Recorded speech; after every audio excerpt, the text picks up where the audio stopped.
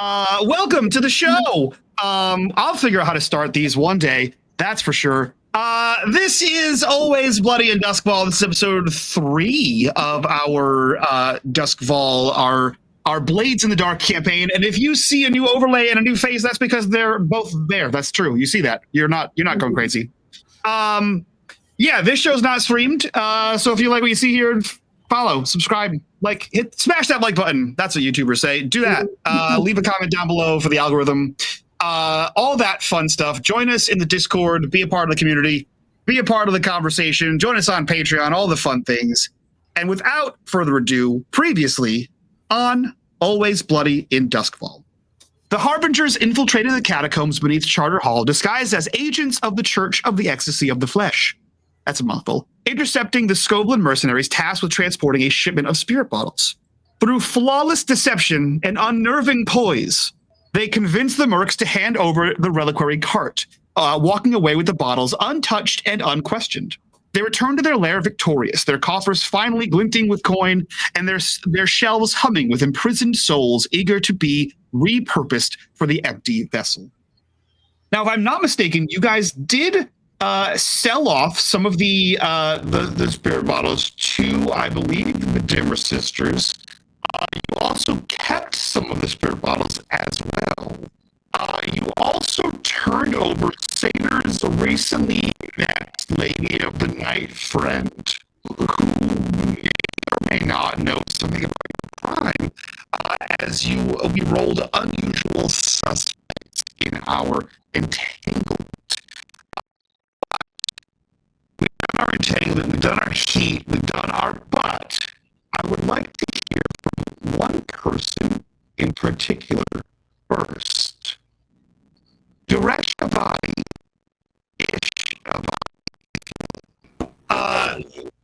Who are you? Where are you? Well, Zoresha Body has an ego to him. He's a little self-important.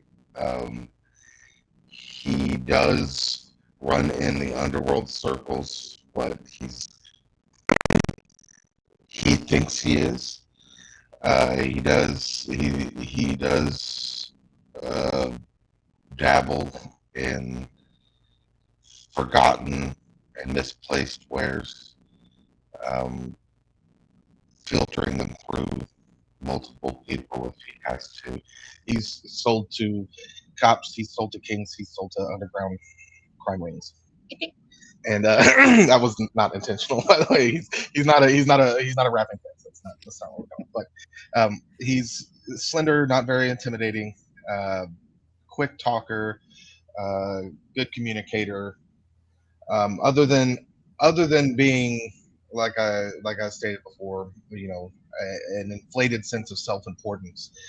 He's not nearly as important to the underworld as he feels like he should be. He does have a little corner. He is in a little trouble at the moment. He sold some stuff to some people who did some bad things with it, and now he's being blamed. So maybe fencing needs to take a back seat at the moment. So he's just kind of in hiding. He will still fence things as needed if the price is right. But for the time being, his wares are limited and his cash is depleting fast. What does he look like? He is a slender brown gentleman with impeccable style. It's all secondhand stuff, but it's couture from 4 seasons ago. It's fancy, but it's not in season. And a lot of it seems to be from someone else. Like he didn't originally own it. The current owner may or may not still actually be breathing. Who knows? But it's all fair game in Doskvol. So he's dressed better than most, but there's still dirt and grime on his clothing. Okay. He wears a he does have a fancy bowler hat though. So I'm here for a fancy bowler hat. Now, at this time, is Ish already a member of the Harbingers? Or is that something we're going to play out this episode, how he joins the Harbingers? Entirely up to you guys. I think I put this in the chat pregame. You know, he is known to the Harbingers. They have used him in the past, but it's few and far between. And he's what was the term I used? He's not a let's invite Ish to our birthday kind of friend. He's not that close, but he will know them when he sees them as customers. Okay, so not exactly a member of the cult, but you're looking for new purpose since he is, trying to not get caught up in the drama that he's started. Yeah, he knows Satyr from their time in Iruvia. Did I say that right, Iruvia? Yeah. Yeah. So, but they were never super close friends, as it was. They had just hung out a couple times. They'd been around each other, but they were never homies per se. Okay. But that doesn't mean he's not gonna make Satyr feel like they've been best friends for their entire life. Same. Yeah. Okay. Yeah. Okay. So, in that case, I will save you for last. Unless someone else pulls you in, let's rock some downtime. So as a reminder, the main things in the downtime mechanic, and now this can be role play. This can be also very mechanical. You guys just check some boxes and knock some shit out. But largely downtime is you can be used to acquire and make progress on a long-term project. You can use it to recover if you have any physical wounds. You can use it to reduce the heat on your crew. You can use it to train by adding additional XP to lower your stress. That last one is very important because stress is a large mechanic in this game. However, because your vices are bad things for bad. So if you were to indulge in your vice, you would roll a number of dice, and if the number you roll is greater than the amount of stress you have on your person, you will overindulge. Worst case scenario, you ruin the crew's reputation or start a fight and maybe kill somebody. So just a fun thing to be aware of. Fortunately for you, almost all of you have the score you went on last time. So after retrieving the spirit bottles, after selling them off to the Dimmer Sisters, after keeping a couple for yourself, and after returning to your operatic, what are you up to?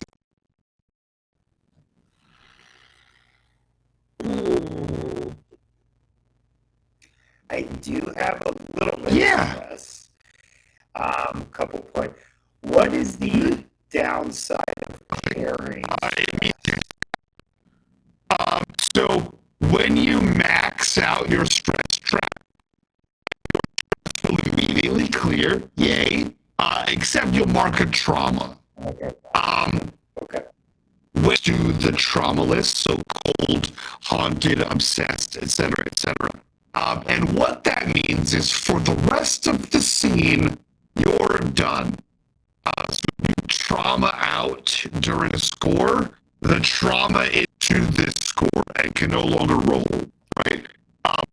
It's not terrible. And after your fifth trauma, so you get 4 traumas. After your 5th one, you're done. The amount of tires or dies, whichever one you prefer. And the downside of trauma is that it's there. You do not get rid of trauma. You can get rid of stress. Trauma is lasting, sticks with you forever. Yeah, traumas. But we have vices. Yeah, you can do. So what you do is you're Pick a new vice to help with your trauma. Yeah, if you're stressed out, you do, or if you're Adonis, you do people about it. You know, whatever works for you. Or you kill people, or you do murders about it. Hawke. What? Hawke specifically. Strange men in the back alley. Weird, wild. From the talk. Where do we find the crew? Are you back in the opera house? Are you each out in the cities? Give us a day. How many days have passed?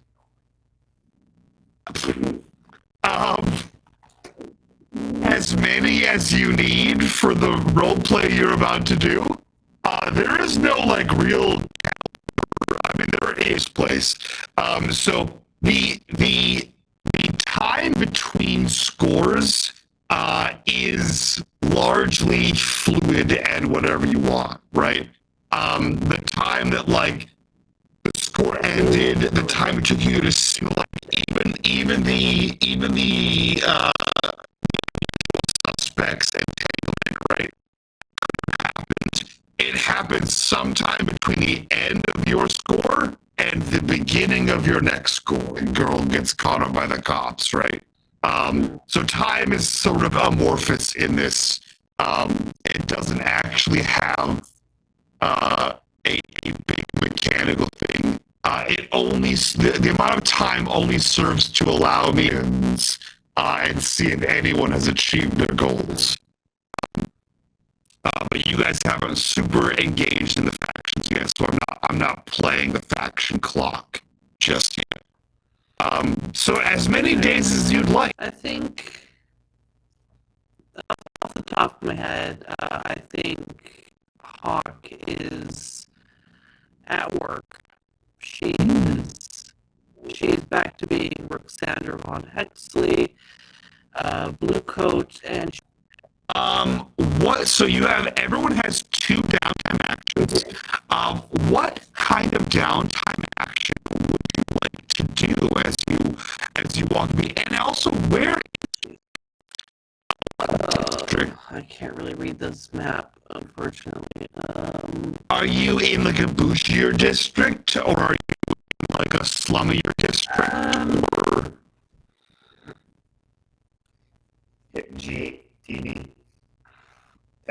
No, the map is just way too small. Way too. Only in the 40s range, so just a little bit down from the bridge of the nose. Whatever. Not bougie, but not run down. What's the section that's below?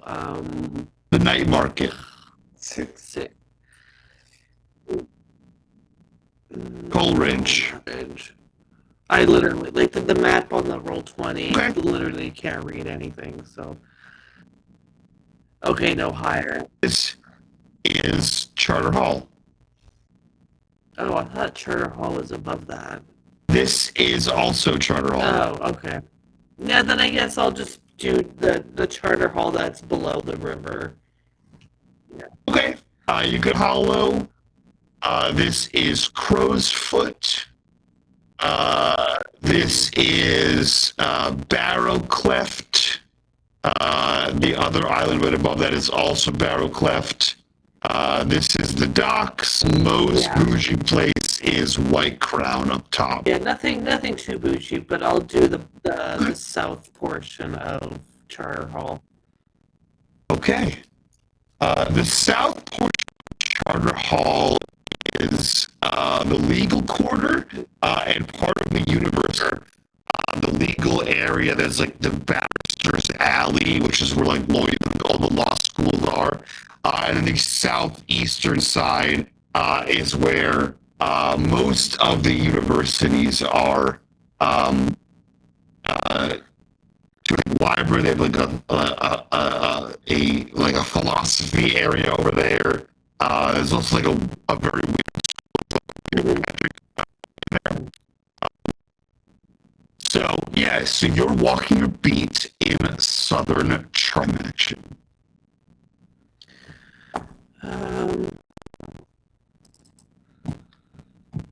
I think she is. Sorry, is there a list on what the different things are? The list is acquire an asset. So you'll roll to see if you can get a one asset for like helping with another action. Leave broken bones. You could acquire one of those. You could acquire an asset of like maybe talk to the mistress and get some item that they may have that may be useful to you. Start a long-term tinkering to make a weird bomb or tinkering to make weird bullshit, right?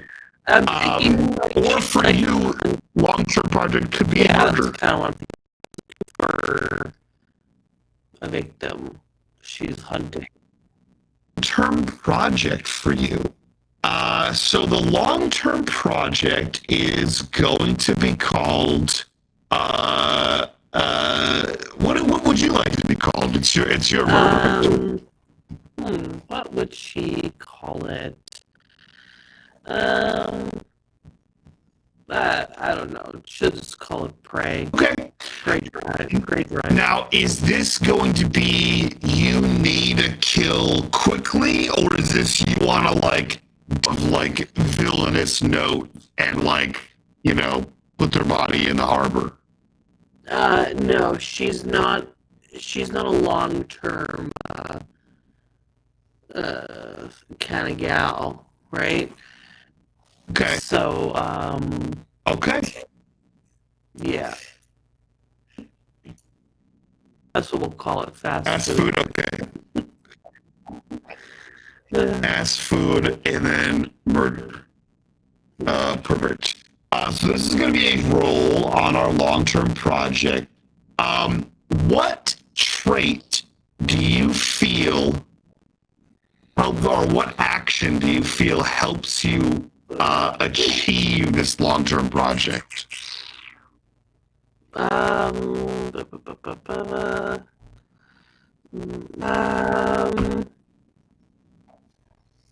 mean, Prowl could if you're she's skulking. walking her beat, so she's pretty much she's out in the open. Okay. Then jump to mine if you need help.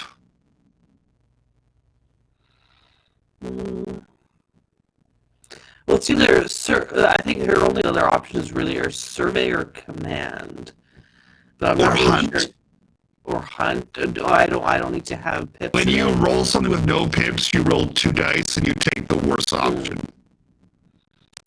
Yeah, hunting or survey.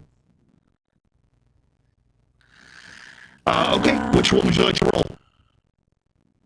I think I'm gonna go with Okay. survey. I think she's looking for a particular type of Okay. person. So go ahead and on your character sheet, go ahead and roll me a fortune roll, which should be down on the right you have in survey. Which is one. Okay, a 3. Threes. A 3. Too easy. So when you roll for most things in 1 to 3 equals 1 segment of the clock. A 4 to 5 equals 2 segments of the clock. A 6 equals 3. And a crit, which is 2 6s, equals 5. So you have indicated your actual character so you can see that and track it. So you have begun to narrow down a possible murder victim. Now you do have 2 downtime actions and hone in on a new. I think she's walking her I've always kind of imagined like their uniform is kind of like that Edwardian style with like the brass buttons down the front. It's very like shiny boots that like just clack on the cobblestone, and she's just walking with her hands clasped behind her back, and she's just looking around, and it looked like she's obviously taking in the scene, making sure no one's doing to see who jumps out at her, figuratively, not literally, to see if anyone meets her criteria for a perfect victim. And what is your criteria? Ooh. How to put this? I'm not sure how to put this into words, but she's looking for someone who has fallen from grace, essentially. Someone destitute. It doesn't have to be an evil person. It's just someone who is just luck, I guess. Okay. Very interesting. Very interesting. This place. And you see the hustle and bustle of students scurrying between classes, and you make your way to the center, where there are three university buildings. There's the Charter Hall University Library, the Charter Hall University place I had mentioned, Moreland's Hall of Unnatural Philosophy. Now, the Moreland Hall of Unnatural Philosophy is a place where the study of the dead, the study of the Great Cataclysm, the study of why the sun is black, all these like strange, like esoterics of magic, of what we would consider magic. A lot of like the people here are just this side of sane. Barely in the same mark, right? Here, I feel like. Can I change up my description of what she's doing? Absolutely. She walks and she has a weapon that she uses, a metal finger thing that slips over her finger. And it looks like a talon, but it has a blade sticking up out of it, right? Okay. So she's just walking, and her hands are behind her back, so you can't see, because she is a follower of the empty vessel. And there's this saying that goes in her head all the time, where the emptiest vessel makes the loudest sound. And so what she does, this might be a little too late if it is, but what she does is as she's walking, she like tings the metal together, and it brings out like this resonant sound. Yeah. It's not like super loud, but like ting. And then if anyone like notices, she notices that sound, either with a look or any kind of reaction, she will try and note them. You wend your way down through one of the alleyways off of Mender Street, heading towards Moreland Road, and you codes on the like edge of the building. Someone sort of catch your eye, and then avert their gaze as they realize that you are a blue coat. Robes. So imagine like what you would see of like an old timey, which I might still be true, an old timey British court where they have like the robes and the white wigs, like what you see like in that same style of like barrister robes, but with like a tie over it, and you see beside them is a spit, and you see that their hair is sort of a mess, their eyes are sort of bleary, from what you assume to be either screaming or crying, and you see this person, you recognize your blue coat and sort of look down, and you know blue coats, while they are the law, they also have a reputation, not uncommon. Indeed, something about this guy gives you the opinion that he has recently been not fired, but like lost scholarship, lost something at the Moreland Hall. Whether he did something wrong, whether he ran out of funds, whether whatever happened to him, he is no longer in the capacity to follow his dream. He has fallen from whatever grace ding, quickly looks away, and you mark him as a potential victim. And that is the first pip in your clock. So skipping right over, we'll do everyone for the downtime action.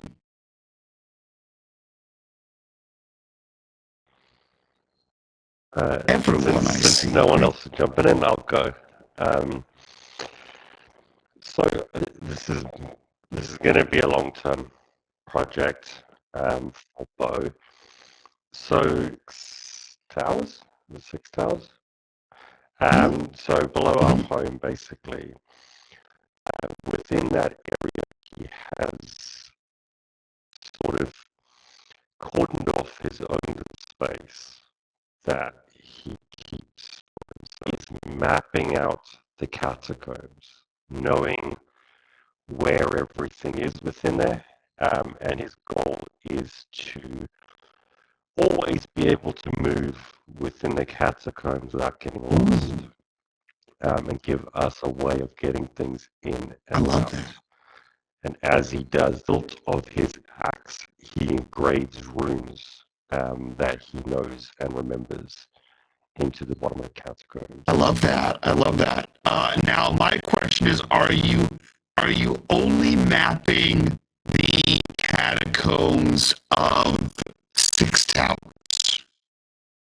Towers fully locked out before he moves to other areas. Okay, I'm gonna say this is a big clock, but it's going to have a big payoff. So this is gonna towers catacombs. And go ahead. What attribute you think? What action you think would aid you in this? The only thing I can think of is survey. I can't come up with a good reason to use Tinker. Using from the surface, dropping things down through manholes to try and find where they land underground. Makes sense. Let me hold on one second. Let me just double check something. Can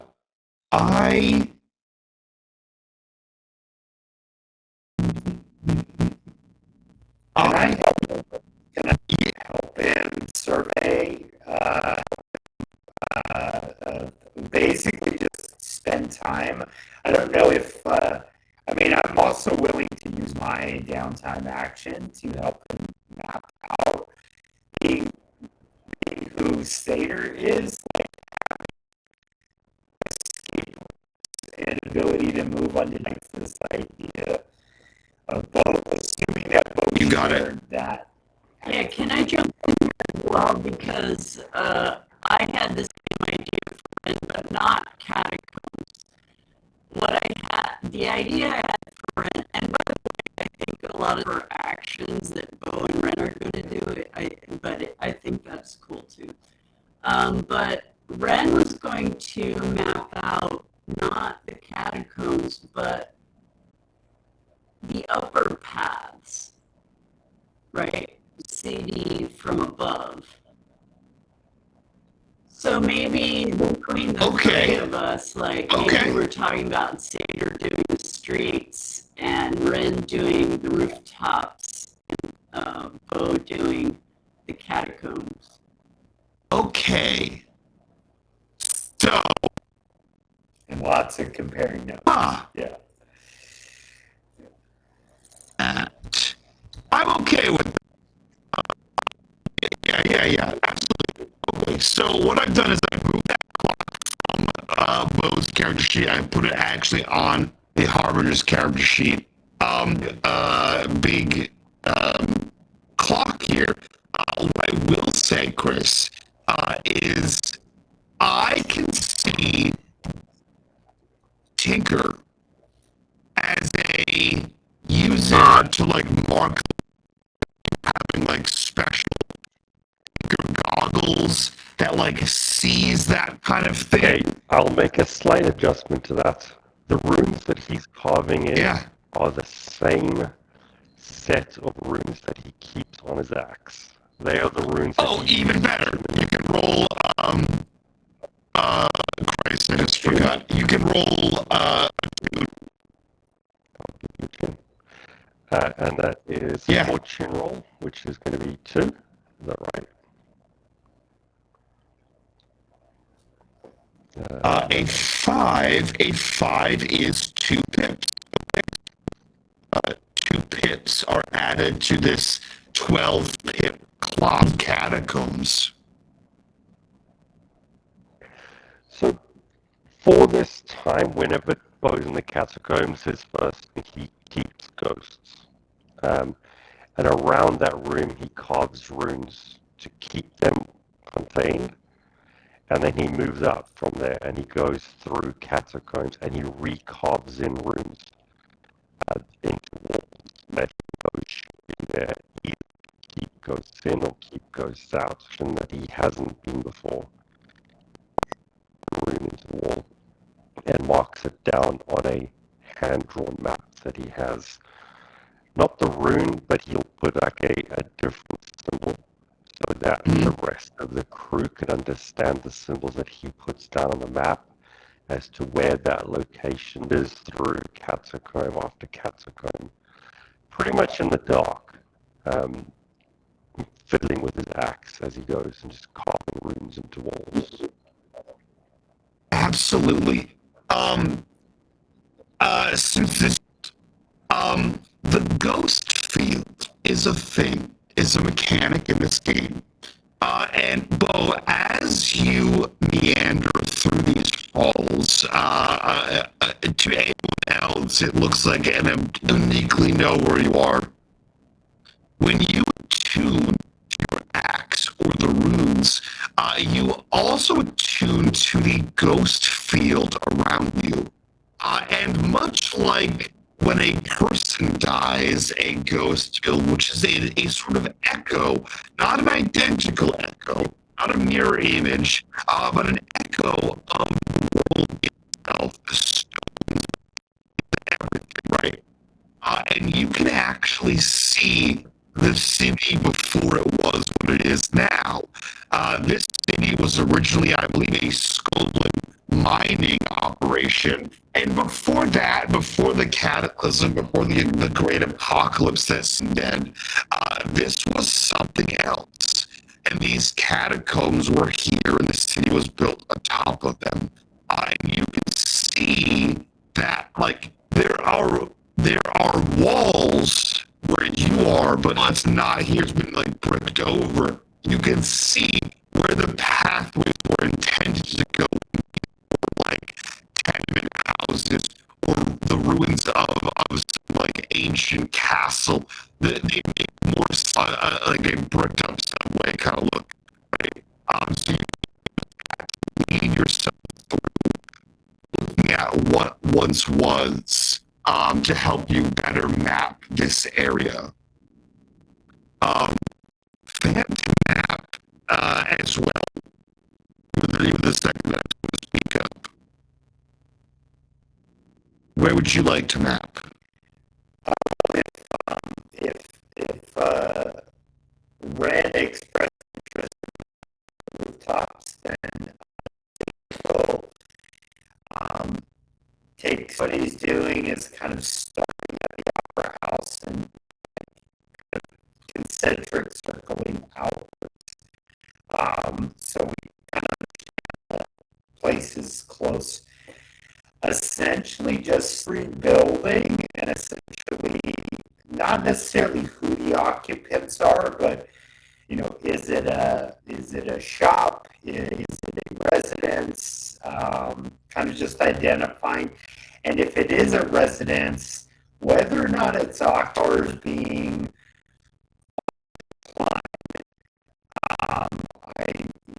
Sanders' assumption is that there will be quite a bit of vacancy in this area, and so he's trying to identify which buildings or for hiding or escape on anything that goes south. So he's making those kind of notes. Okay, fantastic. What action do you think would assist you in that? That's just straight. Well, let me think about that. I was going to say survey, but I also think may or may not be occupied, and maybe prowl makes sense in that context.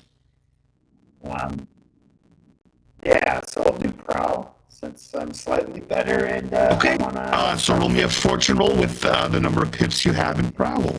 Prowl. And 4 is 2 more pips. So as you make your way through the city, you see Six Towers is not on the decline. Six Towers has declined. Six Towers, all of the wealth has left this place. When White Crown was like built up, everyone who was everyone left Six Towers to move there. The houses like the Bower House and one other house left here. And even they have houses in White Crown. It used to be the Emily's who had massive manses here. Like I said, only 2 of them are left. The rest have either fallen to disrepair, destitution, full collapse. Probably the most notable civic who is as elusive as he is strange. So you make your way around. There is plenty of what was decadence and opulence that is now piles of trash. All right, you can find plenty of places that have no occupants or have occupants that will mind your business for like surveillance, for like climbing up to like their. You find places that like you find other crews in Six Towers. You find that there is a segment of a group called Foghound. Is a group of smugglers are trying to establish a warehouse in Six Towers for a go-between for their goods. You see that despite never seeing the man, there is comings and goings from the Summer Sisters who are also here in Six Towers, are also never seen. You see there are processions from the Church of the Ecstasy of the Flesh that pass through here as if trying to drum up the destitute. Make these concentric circles around the Opera House. And of course, you see the church of, what is it, the Grand Opera House converted into a soup kitchen for the poor. a rival of yours. That villainous charity actions on your map or mentally or what have you as you begin to map out. And I'll say at this point you're probably able to map out. We've actually never established. It's in 6 Towers. We didn't establish where exactly in 6 Isn't what I Towers thought it was like is. right across the street from the Weeping Arm. So we're just like out the window. I'm very much okay with that. I just need to find out where the hell the Weeping Arm is. Just click and hold. Down there. Okay. Let's see here. So we do have a dock. We made it somewhere by the river, by Yeah. one of the canals. So, because we have a boat. Yeah. I mean, there's canals everywhere, right? So the arms of the Weeping Ladies on the fog water, which is you also have the clear water down to the south of there. You have the Crumble Tower Court. And that makes it funnier. The Weeping Lady is quite literally right here, and I think a good spot for this other opera house, if you want it like right down the street, would be like right around here. Can we get to the water? Right, that's right, the waterways. I'm You're on the like over waterways. here. Can I do that? It may be a little below, but I just think this to be the arts, and so there were several different like artsy buildings. I like that. Okay, so the catacombs, despite Satyr, you also map out the streets of the catacombs. I'll say this area here is fully mapped out for you, essentially, Okay. as you make your way through the city. So just to add for flavor here. So whenever Satyr sees any members of the Church of the Flesh, Ecstasy of the flesh. see the flesh, just because we totally host Wow. of the Harbingers getting a one up on him, so he'll just laugh Rude. at himself and move on. So there you go. Okay. That's like a little bit more. Can you Wren, remind will- us? Sorry, Mike. Can you remind us? Did we take heat from the church? Like, do they know? Absolutely. Do they know that we? No.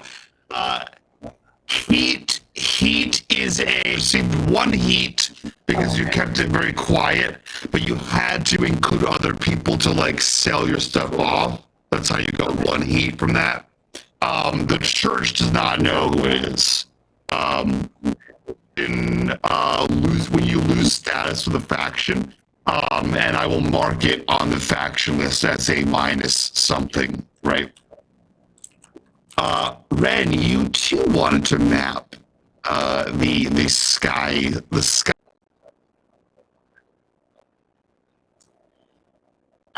So I think that staff I'd hear from Severos, Wren kind of is a little bit of a bow shadow, and I think that's a pretty cool look because we have character, and then Wren is this just tiny wee fish character that slides in behind him in whatever spaces he enters. And so, when Bo goes, Wren follows, but that's not for her. So she begins to climb. And I think that if you played Assassin's Creed? Have you? So then you have a concept of like rooftops as like pathways and passages.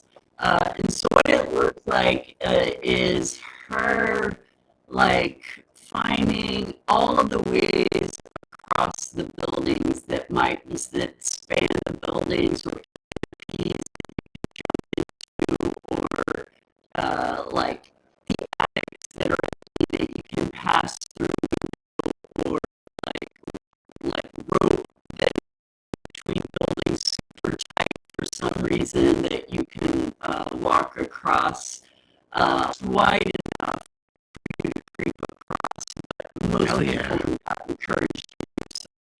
I love that.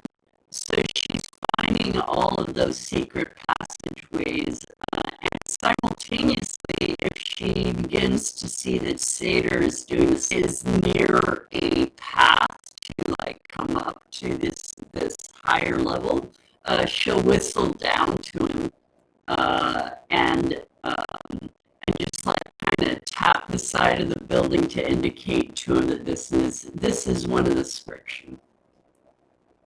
Oh yeah. What trait or what action do you think would help you in this? We could serrate.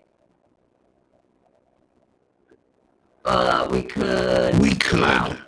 We could hunt for passageways. I'm based on your Assassin's Creed. I'm feeling a prowl. That feels the most right. So yes, please. Okay.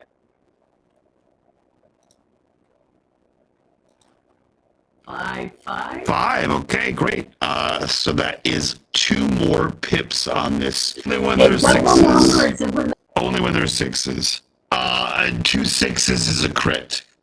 So you are 6 out of 12 pips here on the mapping 6 town. Cool movie sequence, right? Where we see like we have like the nighttime, right? We see like these gas lamps here just across the bay in Charter Hall. We see the blue lanterns of the plasm lights, and we see the like running across this like thin board from one like a high manor house to the next. As you like slide down the roof, you hit the edge, sort of leaps that like that iconic leap over, right? And you land at the edge of a building, right?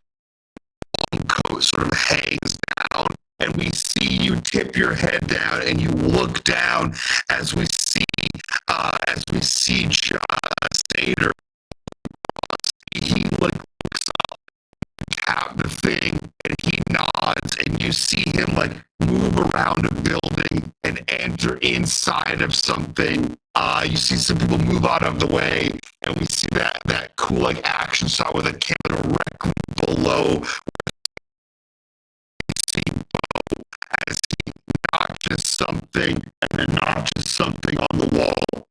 And you see like this kind of like Matrix-esque. It's a green etched out around him as he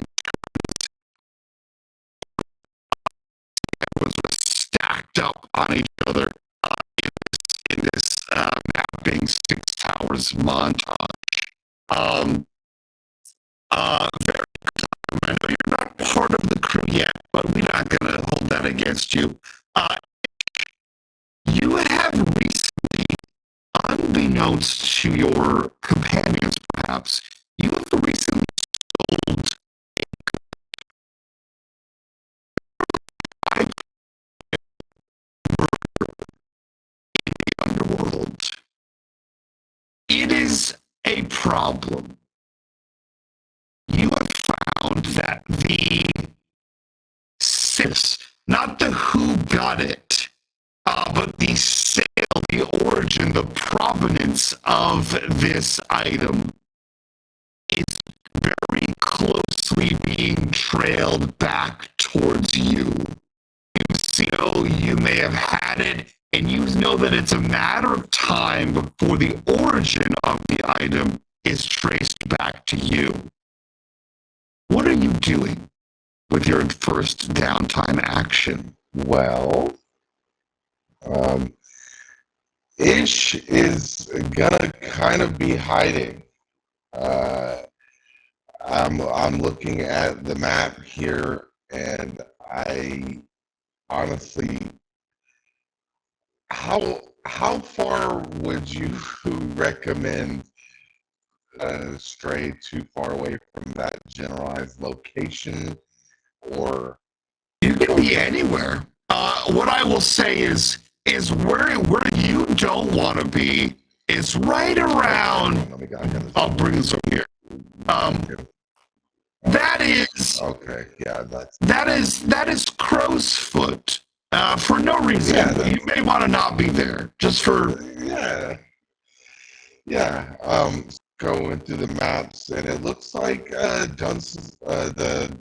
Dunslow Ghetto seems like a good place to lay low. Dunslow. Yeah, okay. It's just south of the Iron Hook prison. Yeah. He's gonna be kind of hiding out the bodies. My bad Okay. from the Dunslow Ghetto. I don't mean any harm. Big shout out to Dunslow.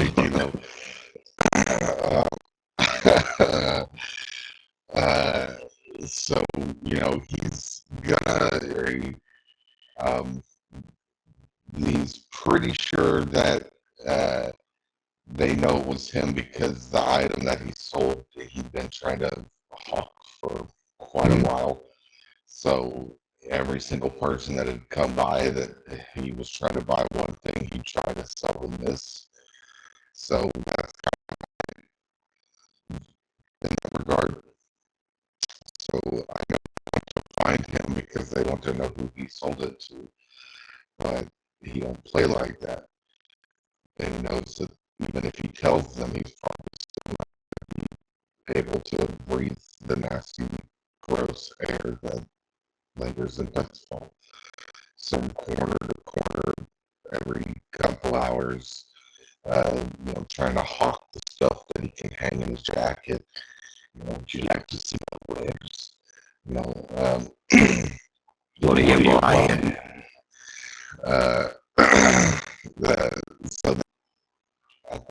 Okay.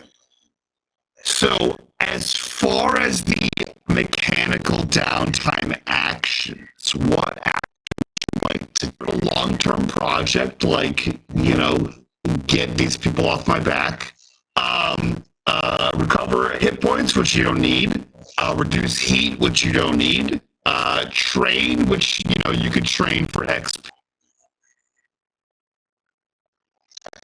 No, not the heat. The long-term project of throwing these folks off my trail, or trying to find a way to settle this, so as to not, so I can go back to doing my thing. Okay. And make. So my question for you, you smugglers, a number of hawkers, a number of murderers, a number of street toughs, all throughout the city, gangs of varying sizes. You also know that in the Red Sashes and the Crows, strangely enough, that the leader of the Crows has recently been murdered. And thus has thrown the Crows themselves into a little bit of disarray. Disarray has sparked the Blacks and the Red Sashes to try to assert their dominance of Crow's Foot and sort of take over for one of them, and be the dominant force in that district's foot.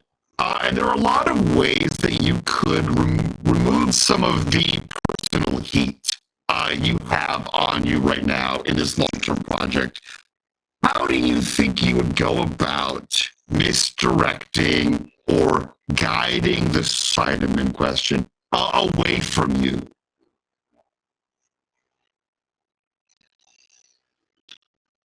Question, Michael. I know.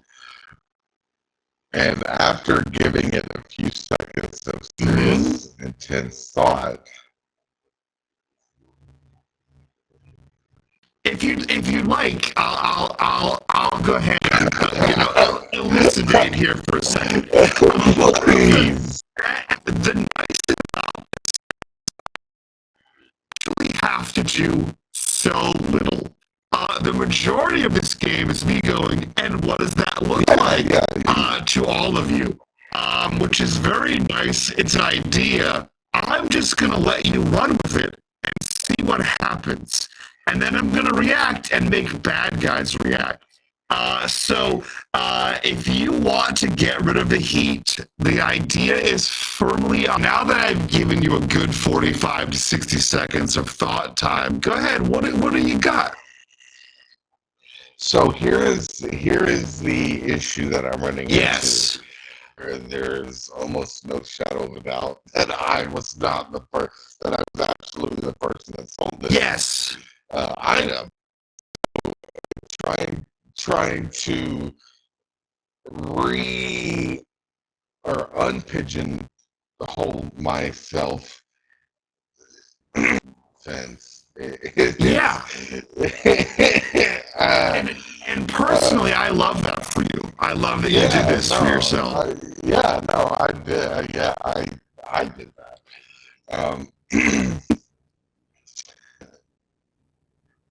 He's just going to try to find another one of the same object.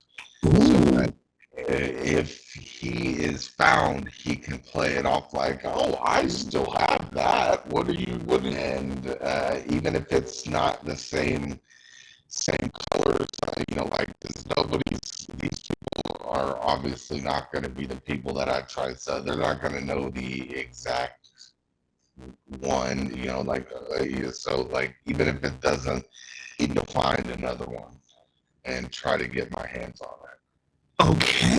Okay. So find duplicate item. Duplicate item is going to be your project clock. So what action on your character sheet do you think applies to this? Now, because we're playing on Roll20, I will give you a heads up that if you mouse over and ideas is what this could be used for, you don't have to memorize every single action. I would suggest, one that you have pips in. One of them comes here. Is it finesse? It was not finesse. It was consort. You need to find this. Consort is people. Right. So yeah, I guess I'm gonna find the only one of the things that I didn't hover over. Yeah. So if you scroll down on the Roll20 character sheet below where it says your slide friends, go ahead and click on.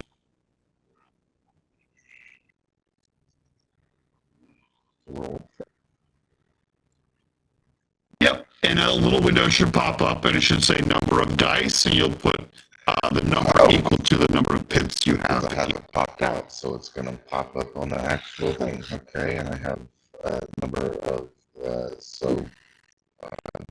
Yep. And then it will roll. Just click roll, and it will roll that dice for you.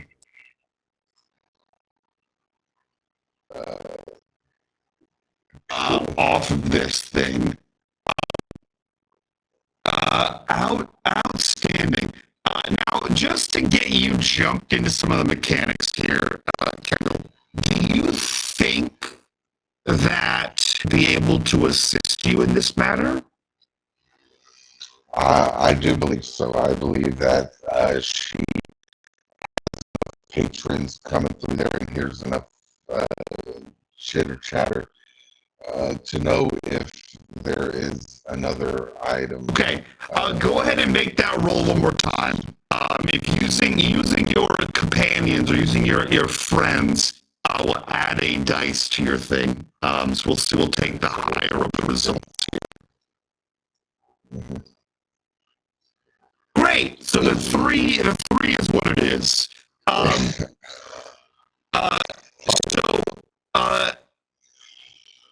So Kendall, go ahead and describe what does Clara's turn seeking aid from her. Well, somebody that speaks to this. The tavern it's almost like a 1920s easy.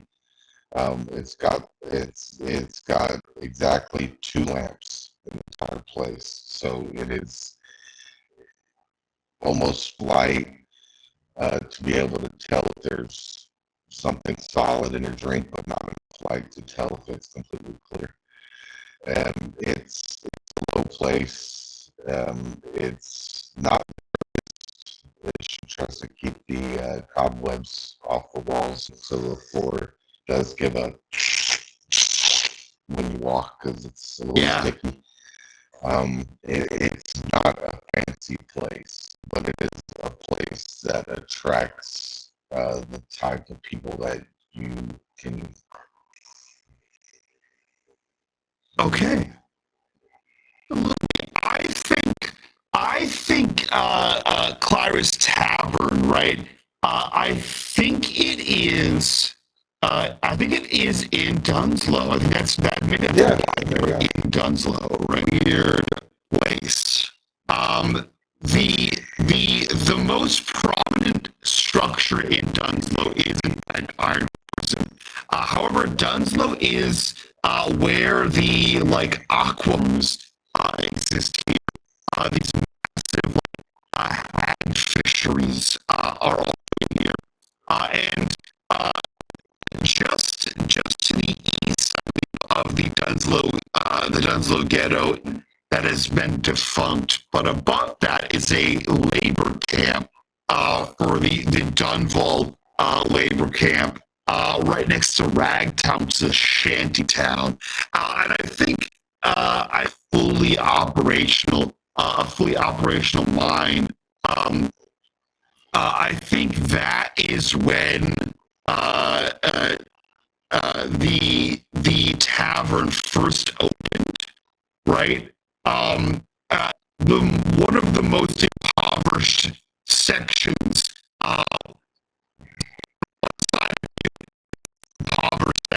On the other side of you is the prison, which is the worst place to end up, folks. So, where the cops hang out. And smack dab in the middle of those sections is where this place is. So, effectively, you are hiding right under the nose of anyone who may have committed. But I think on the street of the Way of Wrenmore is where we find this tavern. It is, as you said, it was once a nice place, right? It was once a nice, shitty and rundown. But since you come here, the people from the ghetto, the Ragtown, the cops come in here. This is sort of like an everyman's place. And you go through here, Jack Sparrow in Dead Man's Chest, right? Is you have the piece of old ratty leathered paper that you have an artistic rendition, and she gives you a no, and then you dejectedly shoot your shot back and move on to try to locate a copy of this. So we've made action, and I assume everyone's had a large enough time to think about their second downtime action. So in no particular order, if anyone has their second action queued up in their mind, please feel free to jump in. If not, I'm going to toss it to G. I can go.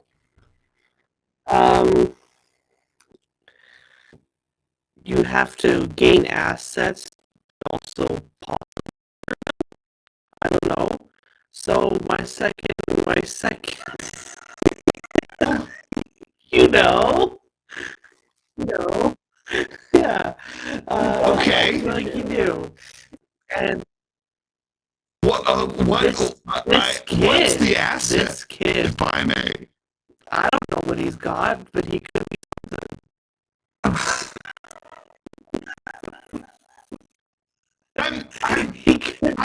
I'm sorry. Let's rewind a second here. You're gonna murder this kid. maybe murder him. You got me there. Okay. But also, if I kill the clock, does that mean I have to murder him now? Or can I just wait and murder him whenever I want?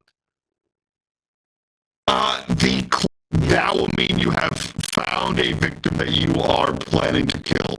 It doesn't say when you actually kill them. Okay. In theory, I could take him, mark him, use him for whatever I need him for, and then when I'm done, I can. Yeah, I do know. You know? I do know. Okay. Fuck. Okay. To acquire an asset, you're gonna actually roll the cruise here. Roll a fortune roll with 0 dice. And it should know what to do with that information.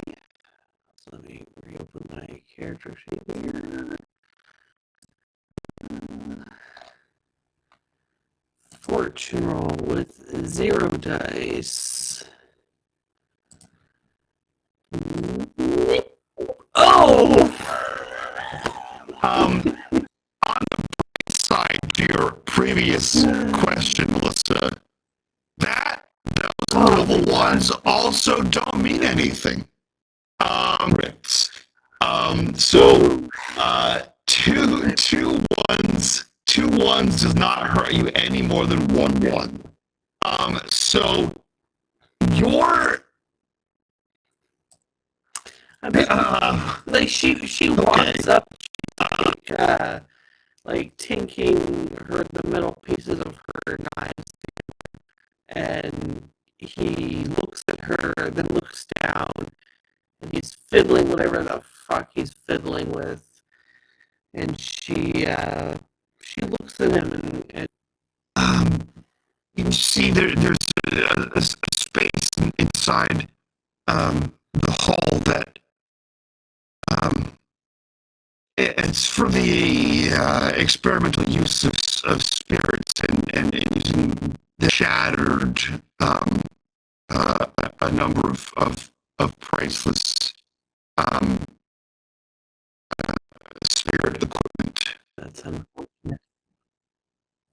And I was kicked out. Well, maybe for the better.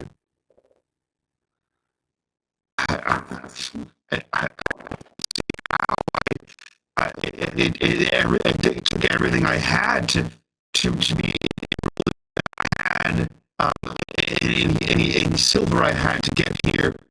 It took every contact my father had to be placed in this school. I'm sure you're used I can't. to getting what you need by other means.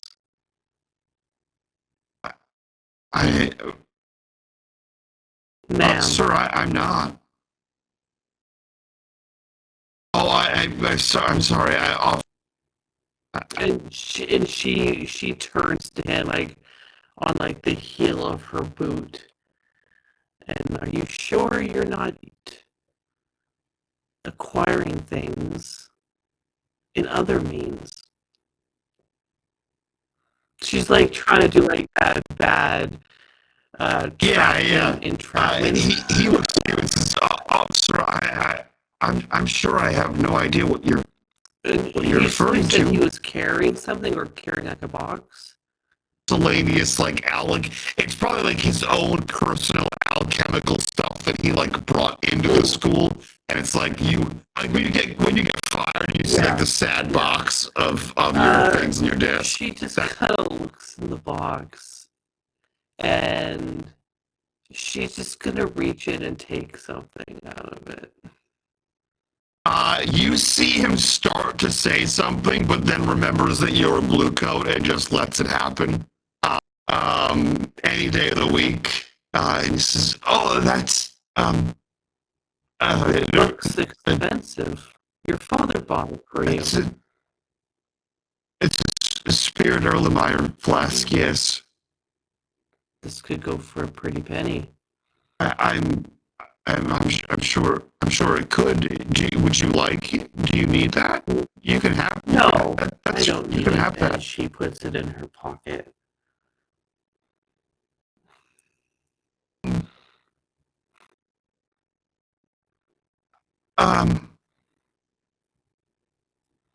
Okay. I'm sure you'll find something else here that's worth going on about.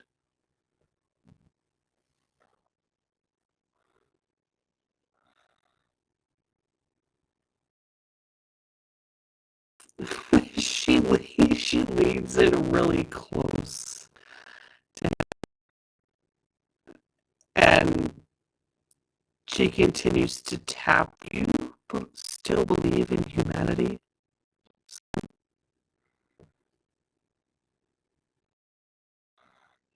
I my time uh, the human aspect of this. What Is that what you mean? What about the undead draws you in?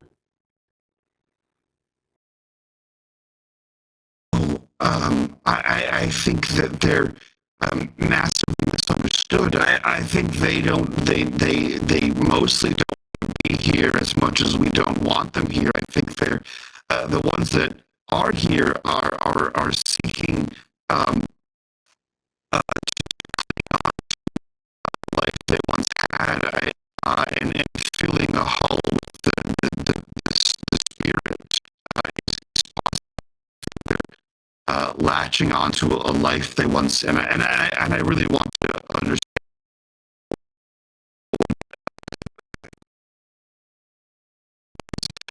Scholars think that the spirits themselves are here in agony. The longer they stay here. Yes, it would be better if they just gave up and left the vessels to better use. No? Well, what use would you have of a vessel if not to? It would just be fill it with a spirit or some sort of a contract of some kind. Old things have strange hungers. What is your name, son? Fillmore. Last name? Renfro. Fillmore Renfro. She reaches into his box on his desk, like a locket from his girlfriend or something like that. Yeah, I think Yeah. you take a family photo. It's a cool family photo, but they're dressed in low wealth, attire. And it's one of those you see a father, a mother, and a doting son of this old, of him that's this old, and this is assumed to be the same person as a child. Is likely because one or more of the people in this photo are dead. Okay. She reaches in and takes the picture out. She looks at it. Right, Fillmore, and she puts the picture in her pocket. I'll keep my eye on you. Good luck in the rest of your studies. Thank you, officer. She walks away. You have left a mark on this kid who has no idea what's happening. Why it happened or how it happened. It seems now somewhat more lost with an asset in Fillmore Renfro that is a level 0 asset. He is not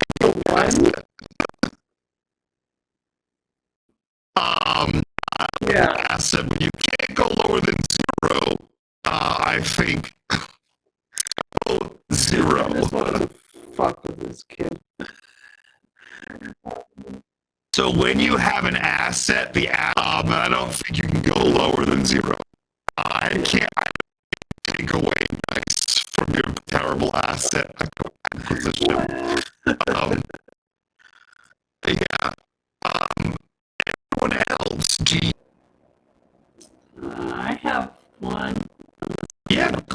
First. Go for it. All right, so there's this book and I think a movie or something called A Little Princess, originally written by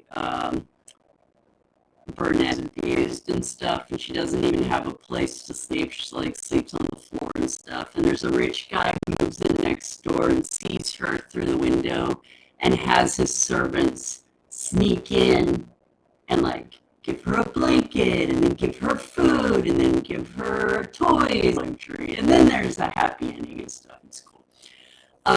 So I think Wren kind of does something like that. Tell me if you're okay with this, Mike. So far, Lord Skurlock is the ward boss, right? that is correct. So she looked all over the place, and there's a poor servant girl who sleeps in the attic, and you know she can't do as much as a rich person, but you know when she finds and leave an apple with a little piece of paper that has like a wren drawn on it, the same wren that is etched onto her rifle, right?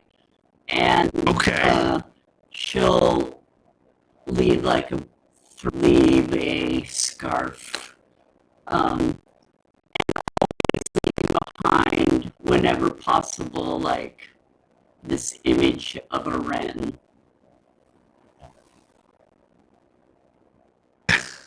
Outstanding. First question is, what downtime action is like, I don't understand what all the actions are because I think you've listed 3: acquire an asset, start a long-term project, and I think you said gain. There are a couple of relationship with a servant that works in Sherlock's house. Dude, I love that. Okay, what action do you think will aid you in this? Oh, I'm sorry. Wait, no, an asset. So Roll fortune from my Peter Harbinger. right from yours, that's fine.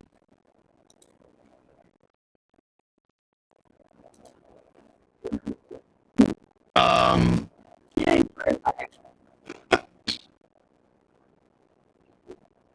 Group. Okay. It's the same thing, and let's roll it off our sheet too. A 4 to 5 is it is tier 1. So perfect. So you have a tier 1. Let me write this down. I'm gonna put this. This is gonna go on the you. What is the benefit of either of those? So all assets can be used like your friends, right? Like your friends on your sheet. So if you need to engage with Skrull, you an extra dice on a roll. It may give you an extra dice on an engagement roll to start a score against or for Skurlock. It may take it from a desperate to a risky instead of a desperate roll. You can use your asset to basically boost a roll in some capacity. Yeah, let's just I've just started to get to know these people, so this is my ass. The difference being if it's a crew one, the whole crew knows about it, and they can the crew can decide to use it. Whereas if it's just you, it's just I think you. Wren talks enough. Hell yeah. Okay. It feels like a Wren personal connection. So you have a tier 1 asset. A tier 1 asset, a skull for in Skurlock Manor. Okay, perfect. That is on your character sheet now. Hell yeah, that's dope. Little, lithe bird of a girl. Probably on the younger side. Probably somewhere between 15 and 20. As her somehow out of Skurlock in either somebody owed him a debt or her mother was also paid and that's just how service passes down from one generation to them access to Skurlock Manor in the form of this girl. And I'll say 5 years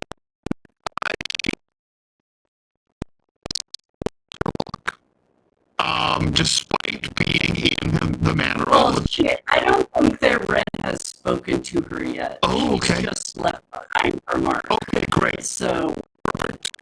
Even better. Okay. So she is aware that a Bo and Satyr and possibly even Ish, if you have a second action, what would that be? So I want to acquire an asset. Everyone seems to be doing acquiring assets. Right. Who has learned more about spirit bottles because we acquired some, and the fact that spirits That's can true. be trapped in a vessel of some description. Also true. So Bo doesn't have the cool technology to make bottles, a means of trapping ghosts in boxes that he creates. It'll be a wooden box that he carves symbols into, and he wants to build a device to be able to get spirits that he has. A portable box. Well, I have good news and bad news for you. We'll do that. The bad news is not a asset. This is a long-term project, especially for you. You, a leech, you have some bonus funds explaining what long-term projects are. You, as a leech, get to make shit that blows up and other shit that's fucking weird, which is great. Usually that's in the realm of whispers, but you can also create special formulas.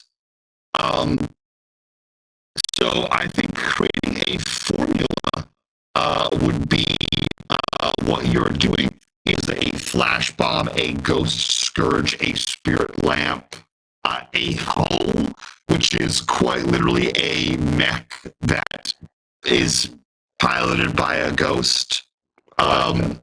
So I for Surge is a plastically charged chain connected to a spirit bottle to entangle a spirit and draw it into the bottle. A ghost scourge is essentially the trap from Ghostbuster. Think you're looking for something akin to that, right? Let's see, that's a level 4 arcane special plan.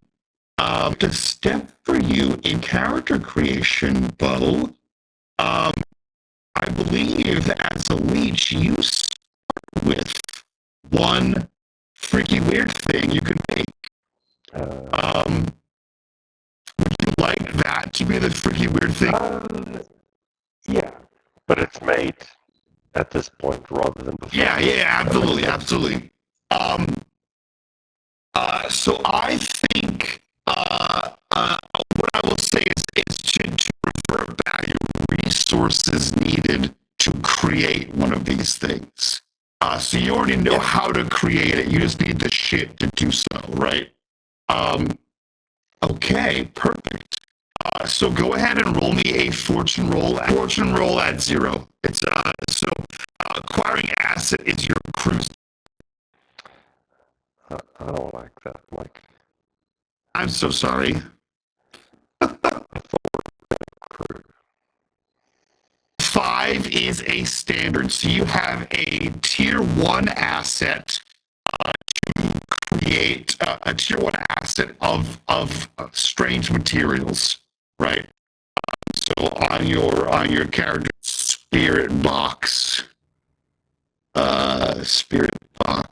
materials. Sure, it's a 5-6. Why is it a 5? It's the lowest number. Because you have a 0. It's like So basically, adage or it's something. disadvantage. 0 and anything. So if you have 0 pips in a skill, you roll 2 numbers, you take the lowest. Okay. So you have a tier 1 asset of strange materials. Hell yeah. What does the acquisition look like?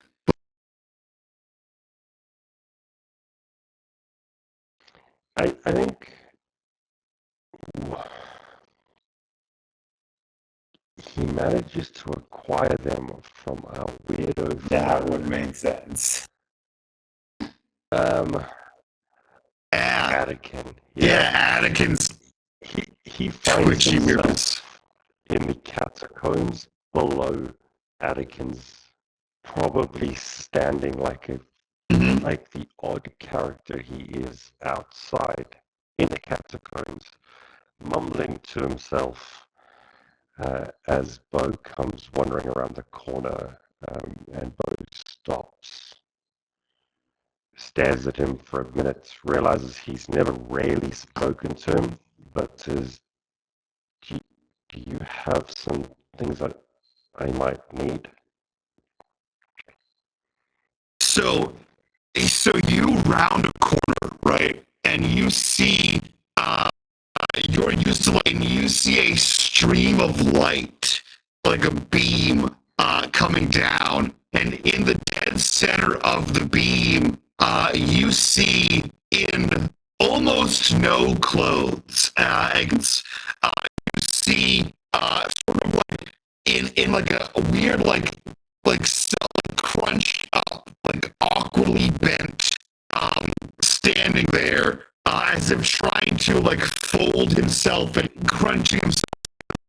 You see this figure, a lot of like angles, like elbows, shoulders, sort of like popping. You see like the ribs sticking out the back, and it's the moment that you like, and that's where the light's coming down from. But there's no ladder or staircase or rope or any way to get down here, or better yet, get back up from here. Muttering. This is probably the first person you've encountered down here, but you can see all of the tattoos and like poorly mended scars all over the body. And 17 ghosts. And one, 2, 3, 4, 1, 2, 3, 4, 1, 2, 3, 4. And then I removed the bones from the hand, metatarsal, when you ask if he has anything for you, he turns and says, yes. And then I saw all the things. And then, do you see that? With no context, he just sort of points up to the hole. And he says, and then this was it. this was a stitch or two on his ribs. You see him like stick his hand under the flesh, and you can see it kind of like rooting around, and then he pulls something out that looks like it would have been a rib. Very old wood. And you see inscribed, he like wipes it off as best he can. He says, this is the thing that you needed. Though you've never asked him, some sort of wooden dowel of some kind that seems to be inscribed in like a spiral pattern of runes. That is like, you can see it because you have the catacombs, that this whole thing glows with energy.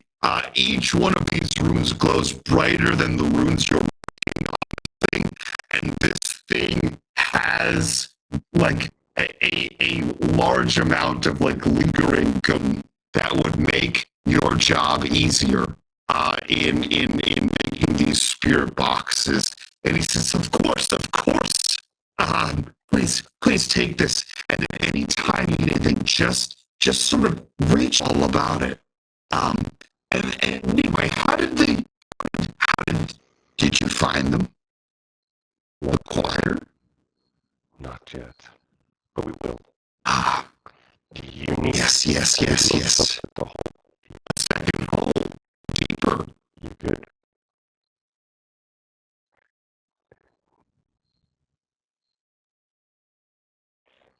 Yes. Assistance? I could. Is it Yes. low enough that you could lift him to the, like... Yes, it is. It is. It's probably only like 10 feet high over here. And he looks like he weighs 60 pounds soaking wet. You don't seem dressed for going out. Up is fine. Up works. I have things that are up there. Yes. Okay. And if you need to dispose of things like, and he puts if I find any more of these things hidden on my body, yes, I'll absolutely find you. Yes. Or you can leave them here. Here. Just here. Great. Yes. So now There are you things. go up. Many things. And A great quantity. and he pushes them up. Yeah. He grabs something and looks at you and just nods emphatically and throws what is absolutely a carpet over the top of this thing, and you watch as it immediately sags down. Just put a rug over a hole. I feel like he's really light enough to walk across it. It's possibly a trap. It's possibly a trap. Your one asset for Spirit Box. Satyr, what about you? What are you doing with your downtime action? All right. So Satyr he has a regular kind of exercise training routine that he does nearly every day on a variety of the catwalks and the things inside of the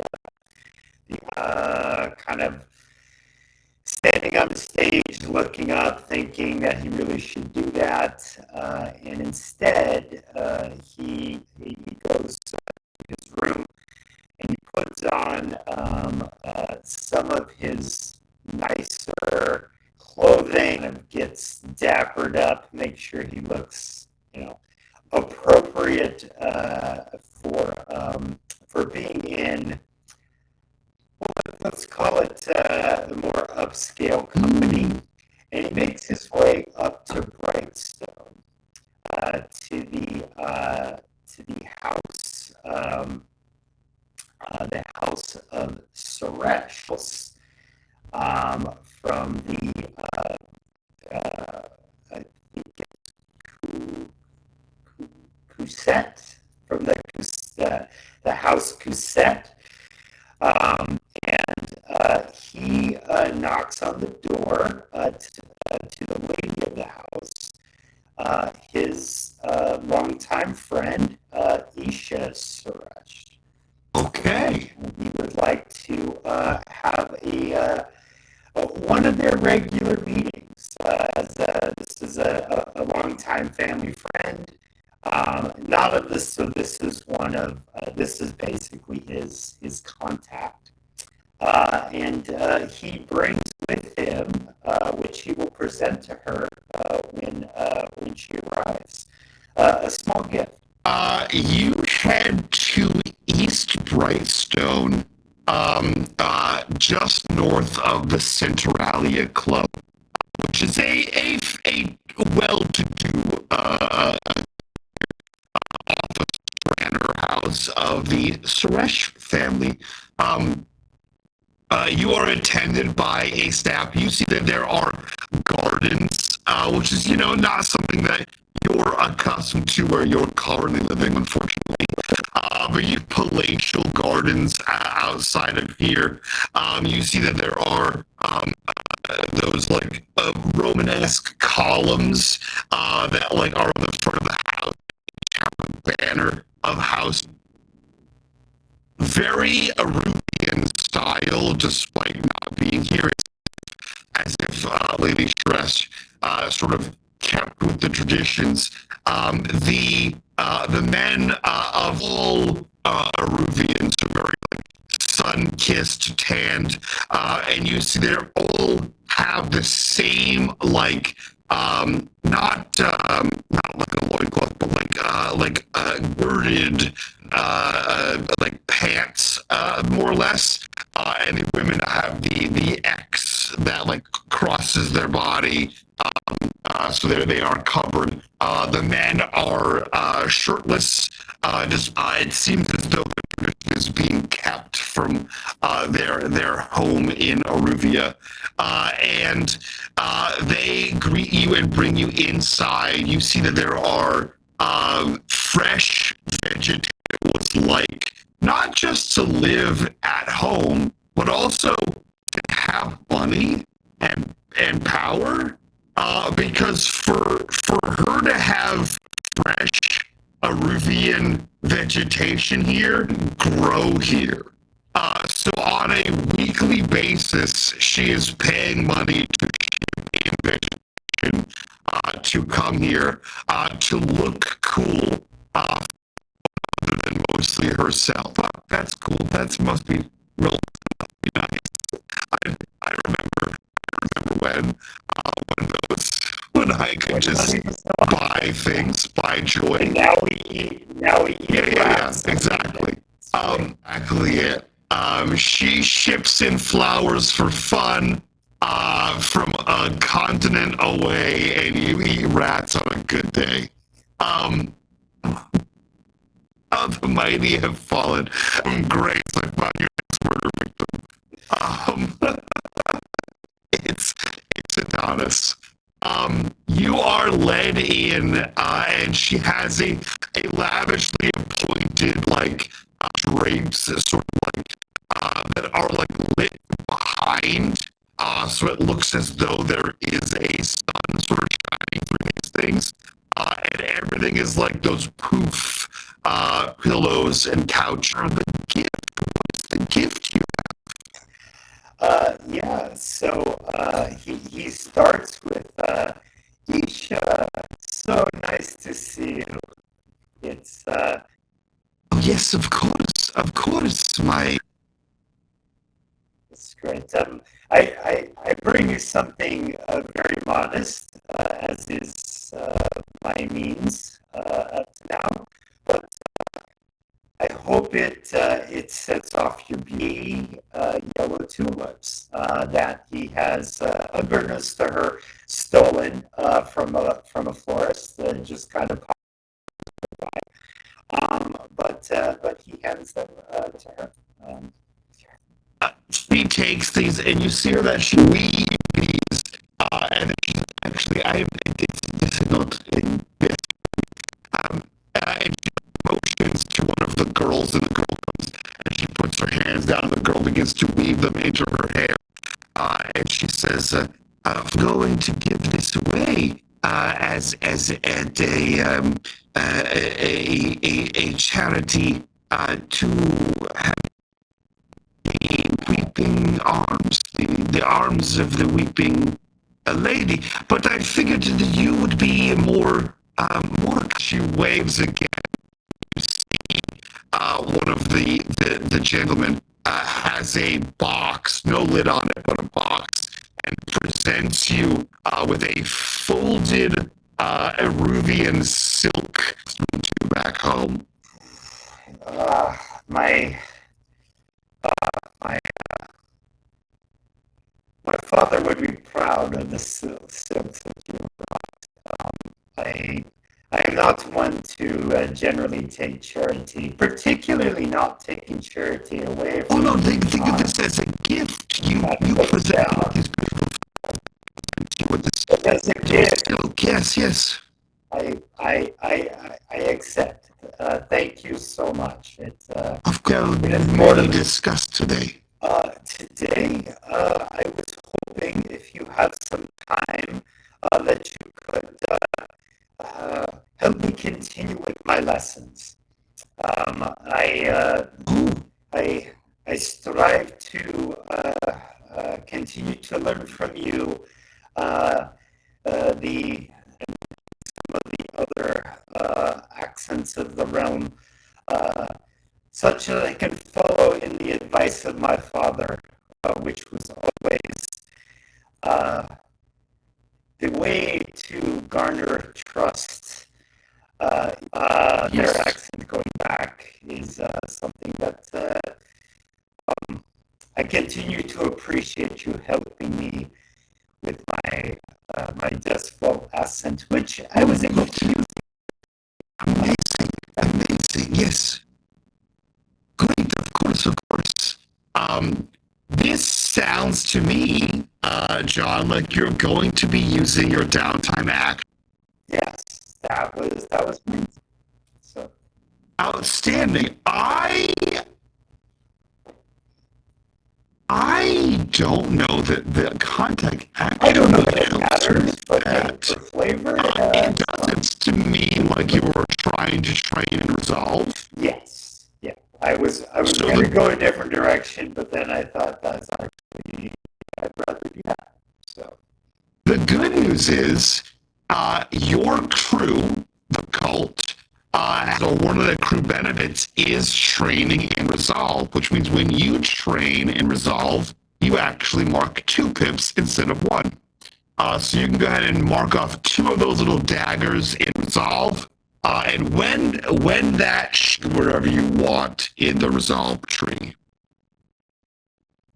I think since it is since we only kind of get XP and I am constantly bullshitting, I think I need to upgrade my bullshit. That's fair. And you rolled like a monster last time, so you know it worked out. Cool. So that's my downtime. Hell yeah. Last but not least, I want to buy an item. I want to look for this item, and I'm still going to be on the hunt for this thing. okay, so you're still okay, great. So with untimed action multiple times. So you want to find this item. So it sounds like you want to continue working on your long-term project. Yes. So, how do you do that? Start asking some of these folks if they know where I can. I'm going to look for another fence. Okay. One with better connections. Better gear. Sounds like either a consort or a sway to me. Is that what you were thinking? Yes. Which one would you prefer? I'll take that with 2. Okay.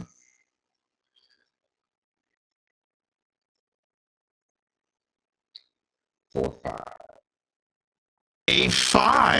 A 5 is 3 out of 6 to finding a duplicate item for this.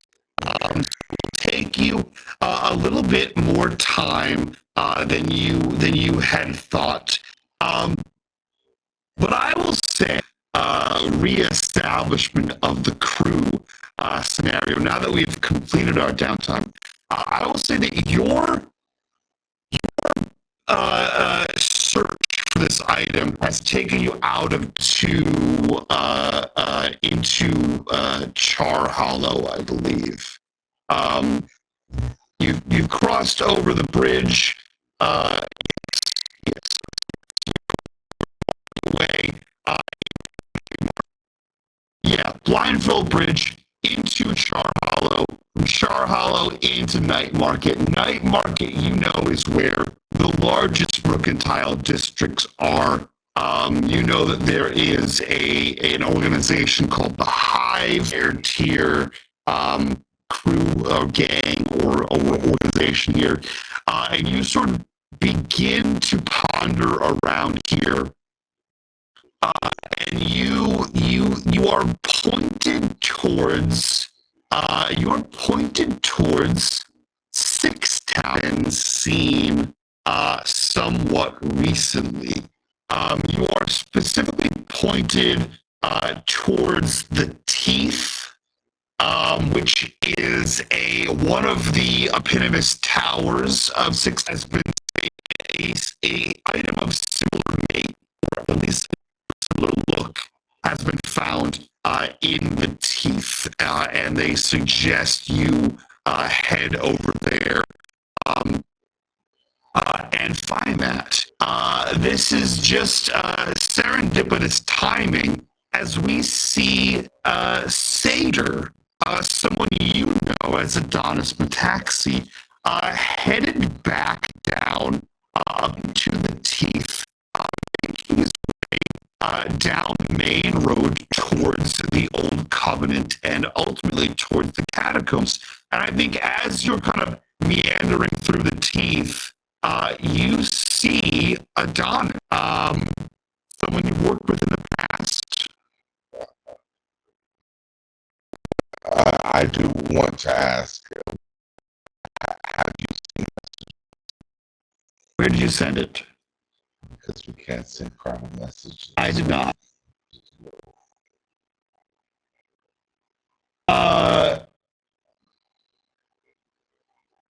Yes. Is the answer to the question. Either one. Okay. Fair enough. Okay. So yeah, you see it. So I feel like him first, and I'm gonna just Yes. walk fast. Johnny. I love that his nickname is Donnie.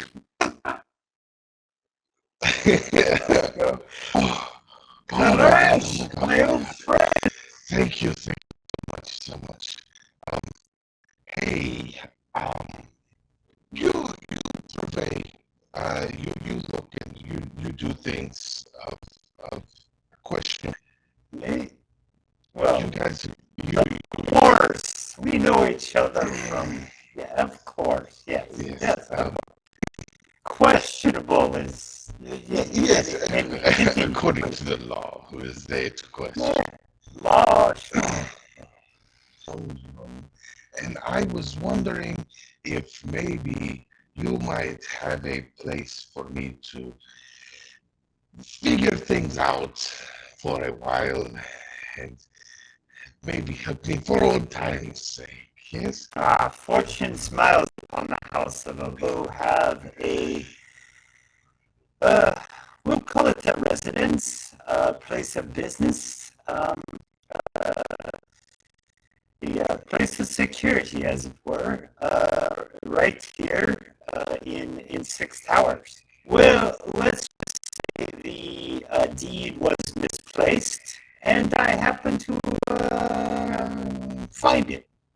So Yes, we have a group of ours called the Harbingers have been taking up a flock. Oh yes, I would. I would very think much. you should join us. Your skill set could be of a great value. But come, let us walk. I shall take you there. We do not have much in the way or food really, although we have done a little better in the financial area of late. But come, walk with me.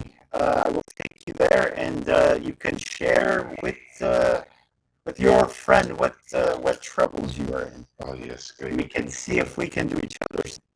great news, great news. What's going on? And the that I found myself in, and Thresh sold the gun that killed the leader of the crows. Oh wait, hold on. I have to this.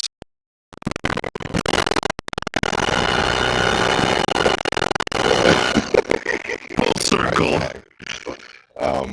And it has some very distinctive markings on it, and he is trying to find one that looks similar, and then he is going to put those markings on the weapon.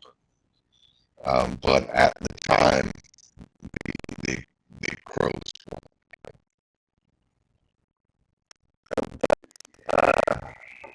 That's a good plan. But your father, it's some very nice going, but unfortunately, in trying to rectify the one situation. of my dear associates, Bo, is quite a tinker. He may be able to help you with the markings, and if you do not have the weapon, if you happen to, we happen to find out where we might acquire one. I don't know. A 12-inch might be barrel able to- flintlock pistol with a bone handle. We can provide the Somewhat markings specific, afterwards. but we shall see what we do. I may also have an associate that is a blue coat, and perhaps in the evidence locker. Oh might be yes, something. yes. I knew it was great to run into you, Tony. Oh, it has been so long, and still you helped me out with your generosity. As I said, we are building a flock, and the more strength we build, the more wonderful things we can accomplish. The two of you make your way to the catacombs in Six Towers. You know the opera house is Satyr. And you see standing outside, not looking at you, not looking at his own feet. You see a young man, probably in his early 20s. He is wearing a tattered, like bare personal items. And he seems to be just sort of standing outside the opera house, waiting for something to happen. Acknowledge your existence, and you can walk by him as you may have on your way out. But you notice as you're talking to Duresh, as you're going to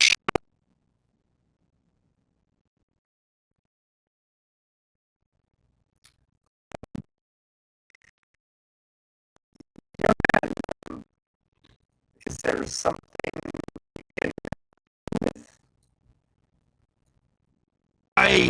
Do you seek guidance?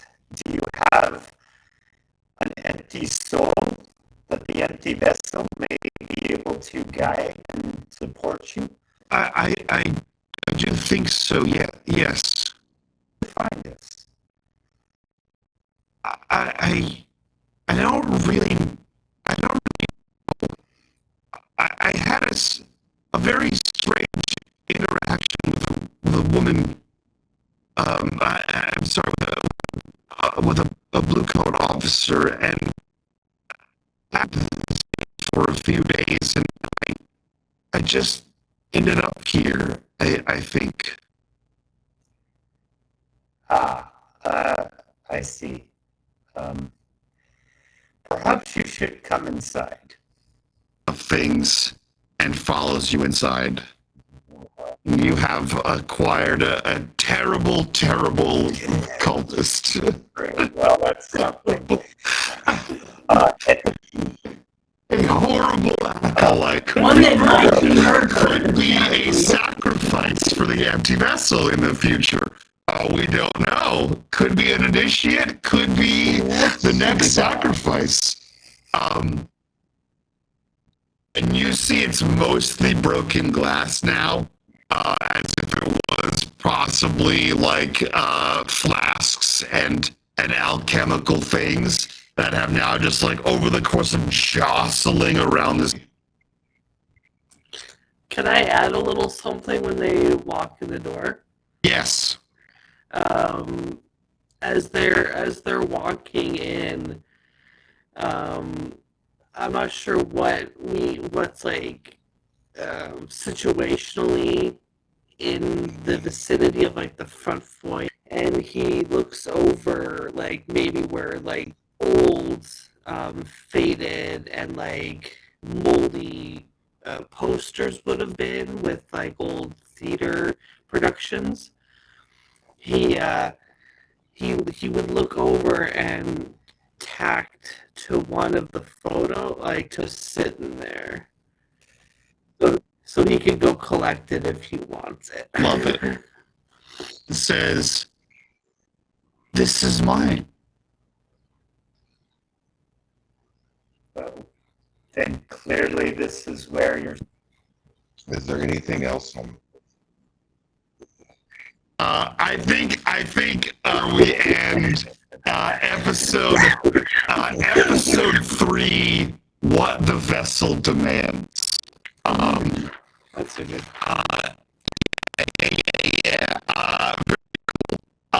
So this one, since this is not streamed, we are doing an after show. We're not like ending the stream and doing a separate after show. We're just doing it as one whole big thing, and the viewers over on the YouTubes can and see what they're missing over on Patreon. Yeah, I watched the last 2 episodes. Perfect, great. Anyone has here for beverages and bathroom breaks, you can do so because I put a little thing over here, movie magic. If no one has to leave, then I'll jump in. Great. Sounds like we're jumping in. Perfect. So let's go around, do our stuff course with our newest cast member here. Frags, what's up? Kendall, what are your thoughts? What are your stars? What are your wishes? What do you think's going on? How are you enjoying it so far? But it is what it is, man. True, it's hard being a baddie. It is. That's what I've heard. I don't have any personal experience with it, but anyway, no, it's enjoyable. I like the dark grittiness of it. It's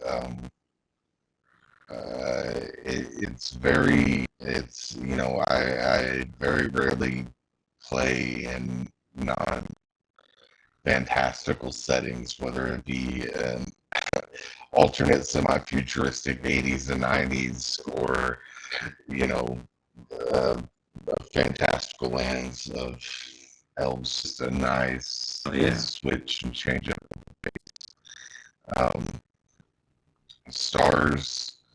I really liked the mapping scene where they were up and down and and she was giving him signals to like mark stuff on the map and stuff. That felt really I thought that was cool just from an imagery standpoint. I thought that was really nice.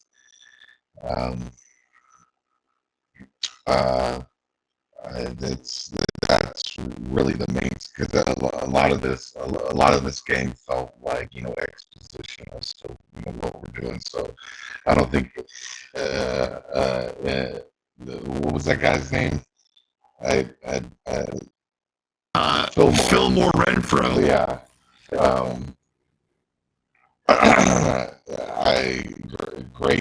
Great self-control, and not making a joke about his name. And I'll make you feel more pain, you know, something like that. But the interaction between those two, and, you know, her just being the domineering spirit in that concept, which is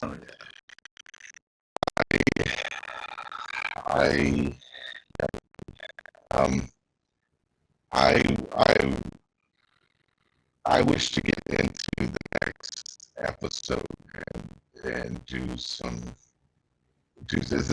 to see where Ish really like can fit into the crew, and if Adonis is so easily acceptance of him bringing in doesn't turn around and bite us on the butt. I'm not gonna lie. All right, here we go. The cult accepts all. The empty vessel needs to be filled. So I was like, all right, let's do this. And I also wish that I don't get sacrificed. Token sacrifice. If it's not Fillmore, there's always Darash who can be the sacrifice. That's true. And, you know, we got Fillmore, we got Darash, we got Adonis, arguably at least 3 sacrifices ready to go. You know, but I'm really enjoying it. It's been really fun, even though so far we've all kind of only really done our own things, and it's been just like, you know, single snapshot, or each one of them's like their own thing. Absolutely. So yeah, it's been really fun so far, and I'm looking forward to the next one. Hell freaking yeah. Let's jump over to Melissa next. What are your stars and wishes? I have so many notes. I thought this was a really cool episode. We had a great opportunity than we have in the past, just because it got to be a little bit more like, I don't know, customized and personal to each of the characters, which I thought was fantastic. Bo building out, I thought was so super awesome. And, you know, creepily, what is that? A prison for ghosts? I don't know. What do you do with ghost prisoners? That will be fun to You have them. discover. You just have them. Suck their souls out for something. Keeps them like pets. Oh, they're pets. Okay, Watch they're them. pets. Lovely. Very, very creepy. Thank you for that. That he was mapping out the city streets very much, as always. You know, that aristocrat understanding the businesses versus what buildings are empty, for like our ability to kind of leverage that.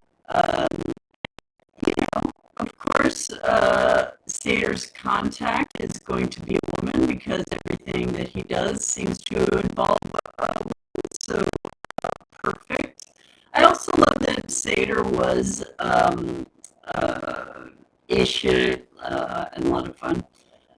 Ish being on the run, trying to cover his tracks. What I love about like we're all kind of criminals, but Ish seems to be, I could be wrong, Kendall, the rest of us, I think the closest other person to maybe a criminal is Hawke, who is just really awful. That's what we discovered, right? We discovered the biggest murders for star, fun. I think, is for I love how Hawke like represents like this like very visible presence of something that is supposed to be about chins are extremely dark, and I very like Terror in the Daylight, the handling of Fillmore, I mean the taking, just the taking of the thing, and then oh my god, gee, are you a terrible human being underneath? I felt bad taking the picture. That's why I want to give it back. That's how you know you're doing it right. If you feel a little, Like, shit, I'm gonna have to kill this kid later.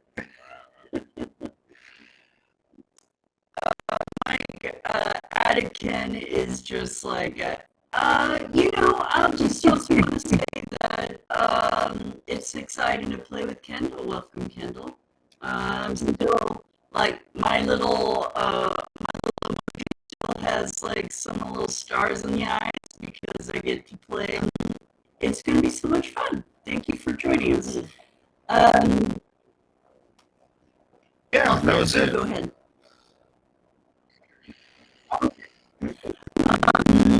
Yeah. Position here, and I think we talked about this before. There's something I'm really excited about, some of the mechanics of this game, but some of them also make it like how do you flow into having a conversation with one of the other people, right? It's very much like, this is what I do. And so my wish is to better understand these awesome mechanics. I will say that's a good wish. I will say the time today intentionally, because this is our really first downtime, like after a score. And I wanted each of you to have like an individual. I don't want to be like, in a score, surprise, learn all the mechanics at once. Ease him into it, but also like, this is your first big downtime. At my table at home, I'll play out a downtime. You can do so, but like, next time we do downtime, if Chris says, I work on my project, I click the roll dice button, that's it. That's what happens. You don't need to a series of mechanical button presses, right? Or mechanical dice rolls. If we are excited to jump to the next score, or the downtime can take as long as it took today, or we have that scene where like the three of you are sort of working on the same project, and we role play only that one out, and then everyone else is like, I go to the physiker, I heal, right? Boom, you heal.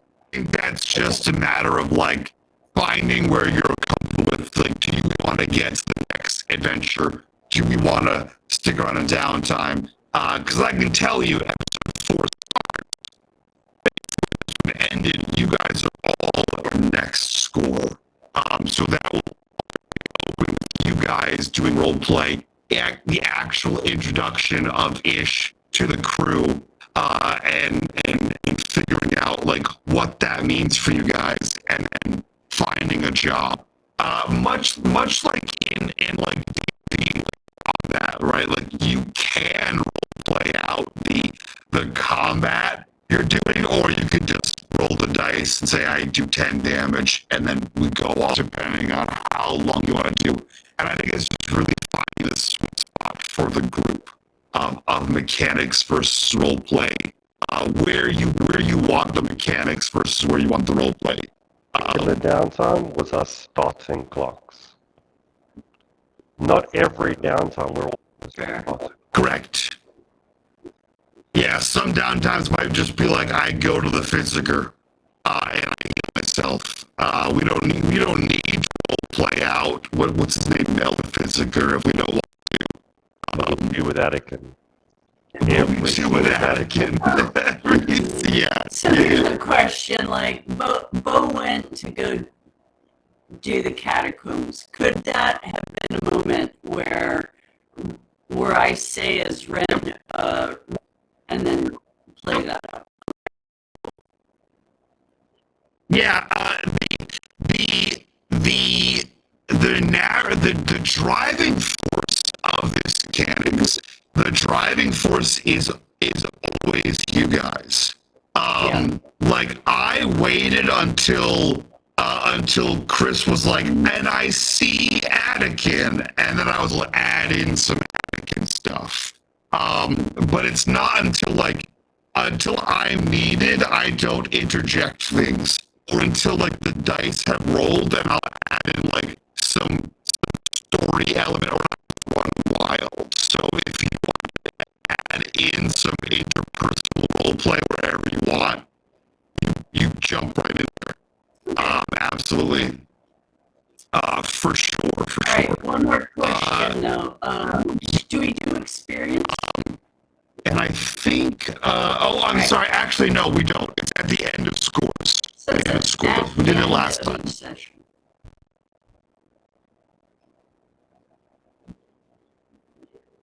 So the way the mechanics are supposed to work for the game, like the way they write the game, is a session information score downtime, which is not the case. Like this is like, did you advance the agenda of your deity? You didn't. Did you contend with any challenges? You didn't. So like none of it. You'd be marking 0 for everything.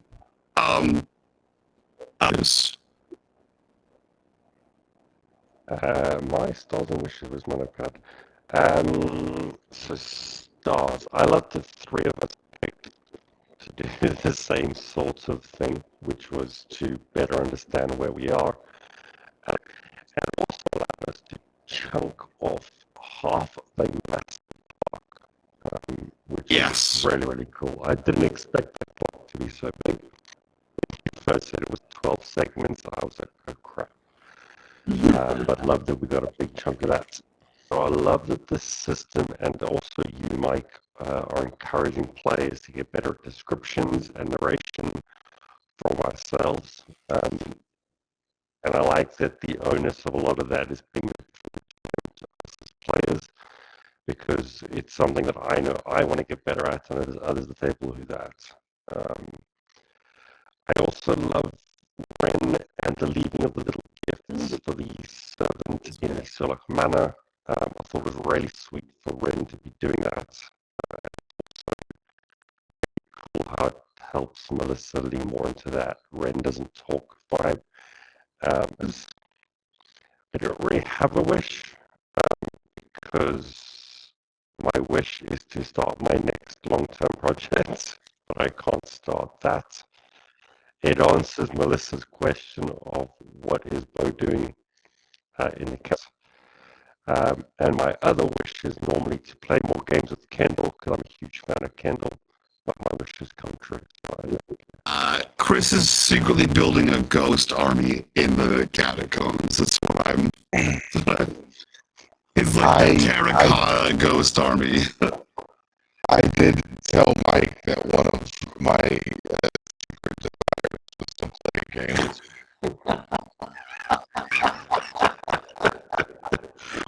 That reminds me of the was it Glenbrook? What was the episode where so in a Swedish half Swedish, half American kid, El Profo is playing and then everyone else is playing an American. But they swapped in something. Was that your game, G? That was in Norm's game. What the hell game was that in? Everyone had to swap accents, so it was like a Swedish dude doing a British accent, and somebody was doing a Swedish accent. It was a whole fucking thing. All right, John, you're up next. What are your stars and wishes? Myself. So, the pure evil insanity of G, like, hey, I'm gonna stalk this kid to kill him, and then I'm gonna recruit him, but maybe still kill him. Like, that's just like Wren's secret gift giving. To get essentially a mole in Sturlock's house. Like, I thought that was a cool character moment in that, like, hey, I'm not all bad, but also very strategic in terms of like furthering our cause, knowing that Sturlock is potentially a problem and then having some insight. So I just thought that was a cool combo. I really liked Bo. The magical element or the ghostly element of mapping out the catacombs, like being able to pull that in. It could have just left it at like, oh yeah, I'm just going to map the catacombs. But I really liked the combination of the ruins and the ghost part, just kind of keeping that mystical element moving there throughout the group, which I thought was cool. And then I love the so for starters, Kendall, I love the Donnie. Mm-hmm. That was very funny. Like, it's just as like, it was like not just Adonis, like I know your real name, but like Donnie, which is just like, and funny. Like, I had the personal reaction of like, don't freaking call me that, man. Like which was great. Like, it was such a natural, like, I'm an adult now, kind of like. Yeah, no, that was the sole reason that I asked that question at the beginning before we started playing. Like, will we know their actual names? Yeah. Because I was like, I'm gonna call this dude Donnie. I mean, calling him Donnie, yeah, it was awesome. So that was great. I love that. I also liked, I guess, really kind of what you had said, which was like, I was surprised on how like easy that was for him to say, yeah, come on aboard. That to me is like. Kind of leaning into the Ish being so desperate in this moment, and I'm just kind of looking forward, and maybe this is a wish, looking forward to his realization that, oh wait, like maybe this isn't all on the up and up, right? like wait a minute. So I'm kind of looking forward to that. So that'll be cool. Yeah. And then the other thing on there, props to both Kendall and Mike for.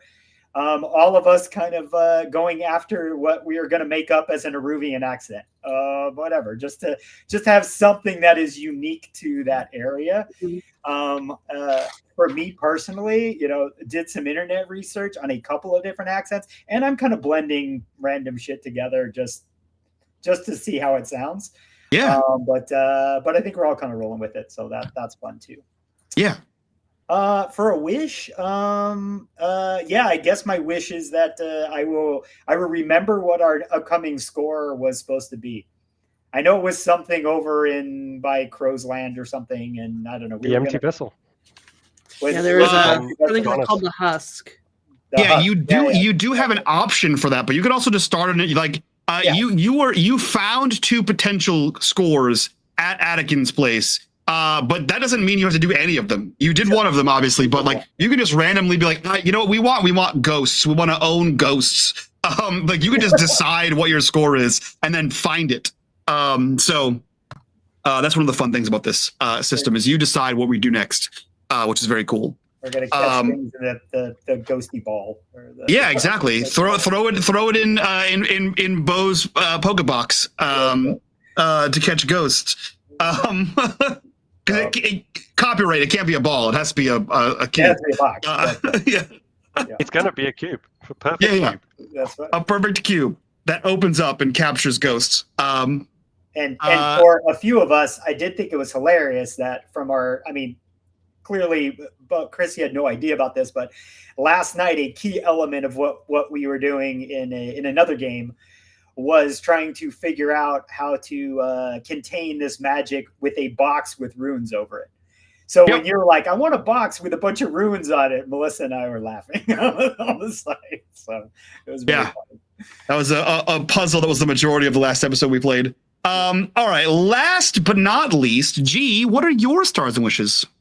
Yeah, I have a bunch of stars. Most of it's already been said.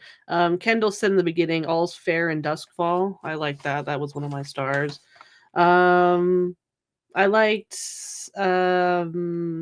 Wren with her project of leaving the apple and the thing for the child. Was that story something you made up, Melissa? Like, oh, there was a book like this. Is that an actual thing? Frances Hodge something Burnett? A Little Princess? Yeah, man, it's a classic novel, and it's been made into movies like a bajillion times. Yeah. Sure. even in a game, you know, there's a poor girl and like some dude's creeping into her room at night over and over again. You're like, but you know, it was meant to be. Ooh, this is going to be good. Even in a game where we're all criminals and bad guys, Melissa will find a way to be a good person. Yeah. And I'm thinking, how can I kill this person? Like evil Santa. I really liked Satyr talking with his contact. I really like that interaction and working on his skill training, and of course Bo running into Anakin. We want to talk with Anakin every single session, so just be ready for that. And Donnie is also a star. Fillmore showing up at the Opera House, I wasn't expecting that. So I look forward to fucking with that kid a little bit more, and also putting him to work. But also, I realize I don't have any money to like fund his research into whatever he was doing. But maybe him and Bo can help Bo in some way, you know, be put to good use. He is only helpful one time. What? One time? Oh. It's a one-time asset. You gotta get him, and you gotta make him an asset every time. Or you can start a long-term project to cultivate the asset as a like a full-time cultist, so to speak. Or you can kill him. Or you sacrifice him. Yeah, we're gonna just kill him. Yeah, good. Okay, and Jesus Christ. I am concerned if I'm leaning a little too much into the creepy cultist thing, where it's like I'm like borderline like speaking in code all the time. So I don't know. If I don't worry about that at all. Because I don't know, like to the point where I don't know if it's just because I'm tired. Like I feel like half the things I said didn't make any sense, like whatsoever. But that's not true. I thought it was epic. In fact, I just left a note. Old things have strange hungers. That was so cool. And there was another one, and I can't remember it, but it was the loudest things. An empty vessel makes the loudest sound. I'm stealing everything. Everything is stolen. I think the empty vessel thing makes the loudest sound is from Shakespeare. So yeah, I spend all my pre-session like writing quotes down. So like stuff that I could use. So I take no personal credit for that. But yeah.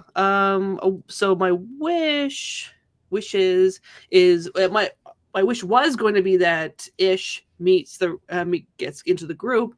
But since he's already met Satyr, that wish is fulfilled. So my second wish would be for him to meet everybody. I think that's going to be interesting. And then starting a next caper with him. I think that's going to be a lot of fun. Yeah, I still want to kill somebody. So... Well, yeah. Am I gonna have to like do a murder clock every time I want to kill someone, or leave my skull remain alone? Depends on the score. I don't know about it, right? Yeah, I guess it depends on the score. Like you can just murder people during a score. Well, yeah, but that's I don't think so. I think you'll be. I'll figure out your murder. You're murder because someone's murdering things. I think the problem's me. Yeah, I'm also her vice, but it's kind of like she needs to, like, she has like this, right, and then releasing that energy is her vice, if you know what I mean. Hey, you're a little dark passenger, you know. Stars for me. Okay. Yeah. Peachy, how open is I don't know, like, because I have it written down that she is a serial killer. Like, Hawke is a serial killer. So there's probably a file, you know? So, what within the group? I don't know. I guess that's up to you guys if you want to or not. Like, I'm flexible either way. If you want it to be like a secret, but you know that she, you know, because you know she's a blue coat, but she definitely doesn't act like one.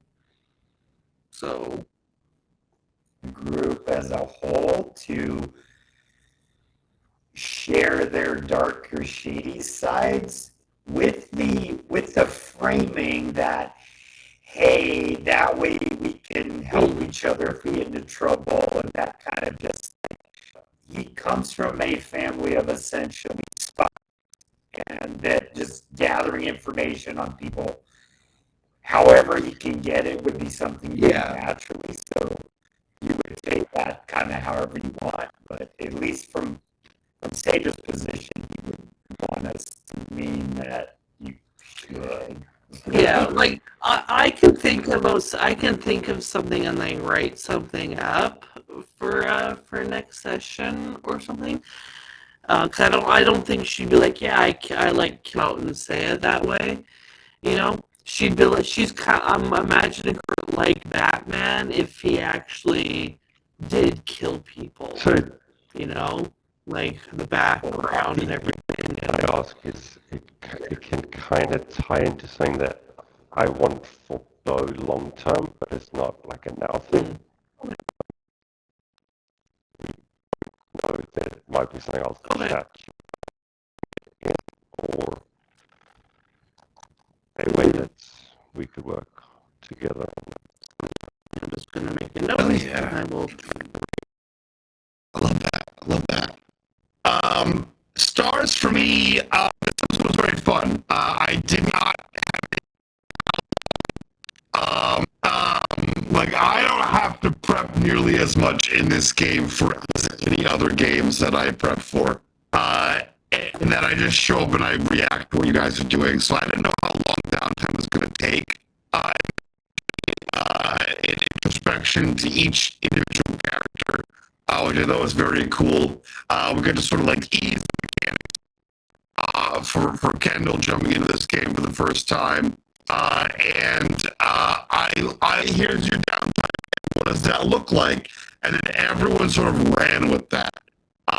And we got a lot of very interesting downtimes. And I'll be honest, I don't have a fucking. The moment you said I break into Lord Skurlock's manor, I was like, yeah, okay. Lord Skurlock is one of my favorite NPCs in this game. And so hard. And either way, I'm here for that story. I love Lord Skurlock. I like Hawks was chaotic. I think Kendall asked me like an hour before the game, hey, can I be the guy who sold the weapon that killed the boss that started the Civil War? And I was like, yeah, sure. It's into play. The idea of mapping the terrain is cool.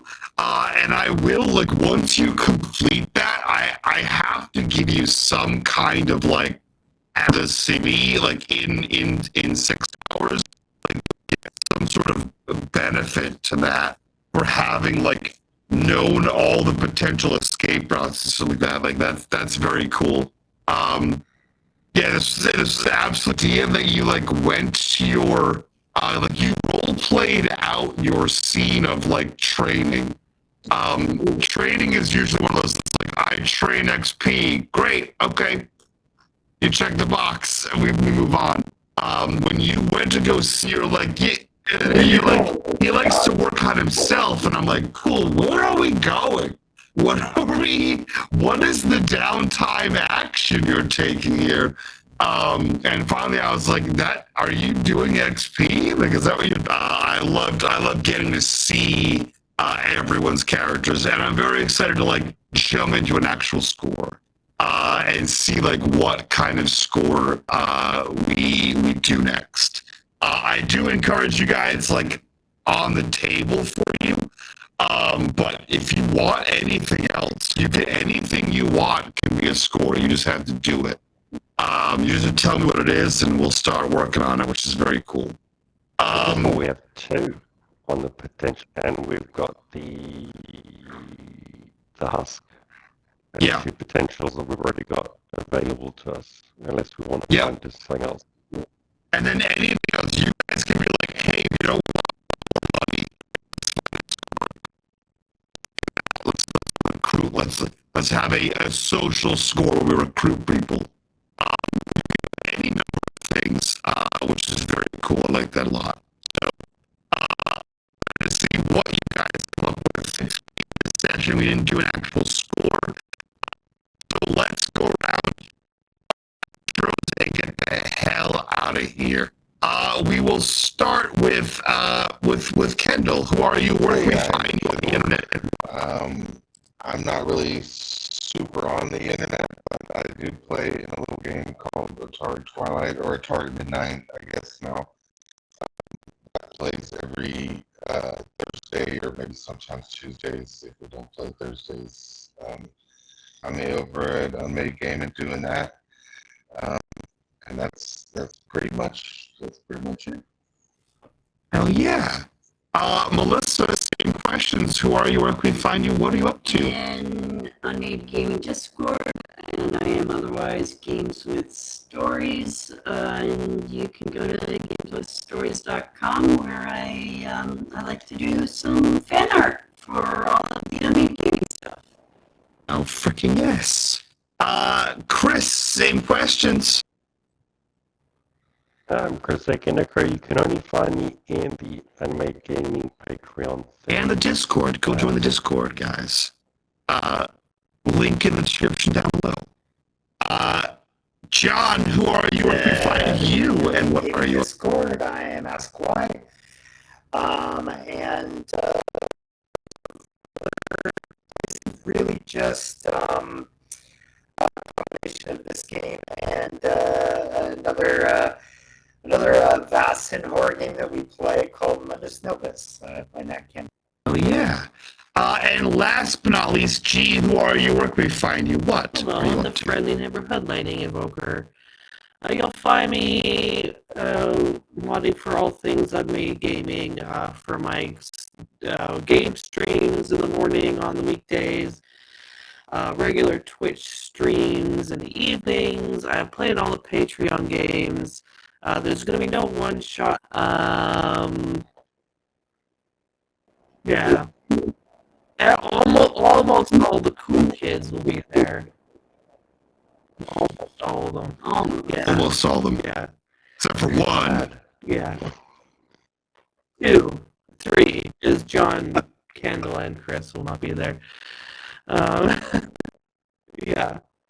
Well, everyone Because I'm not cool. I'm not sure which. Or maybe both.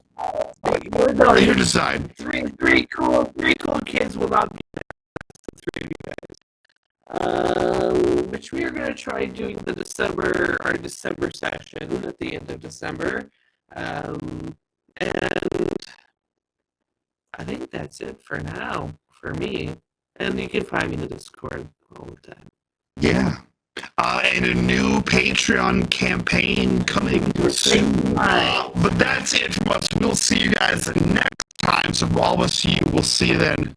Bye.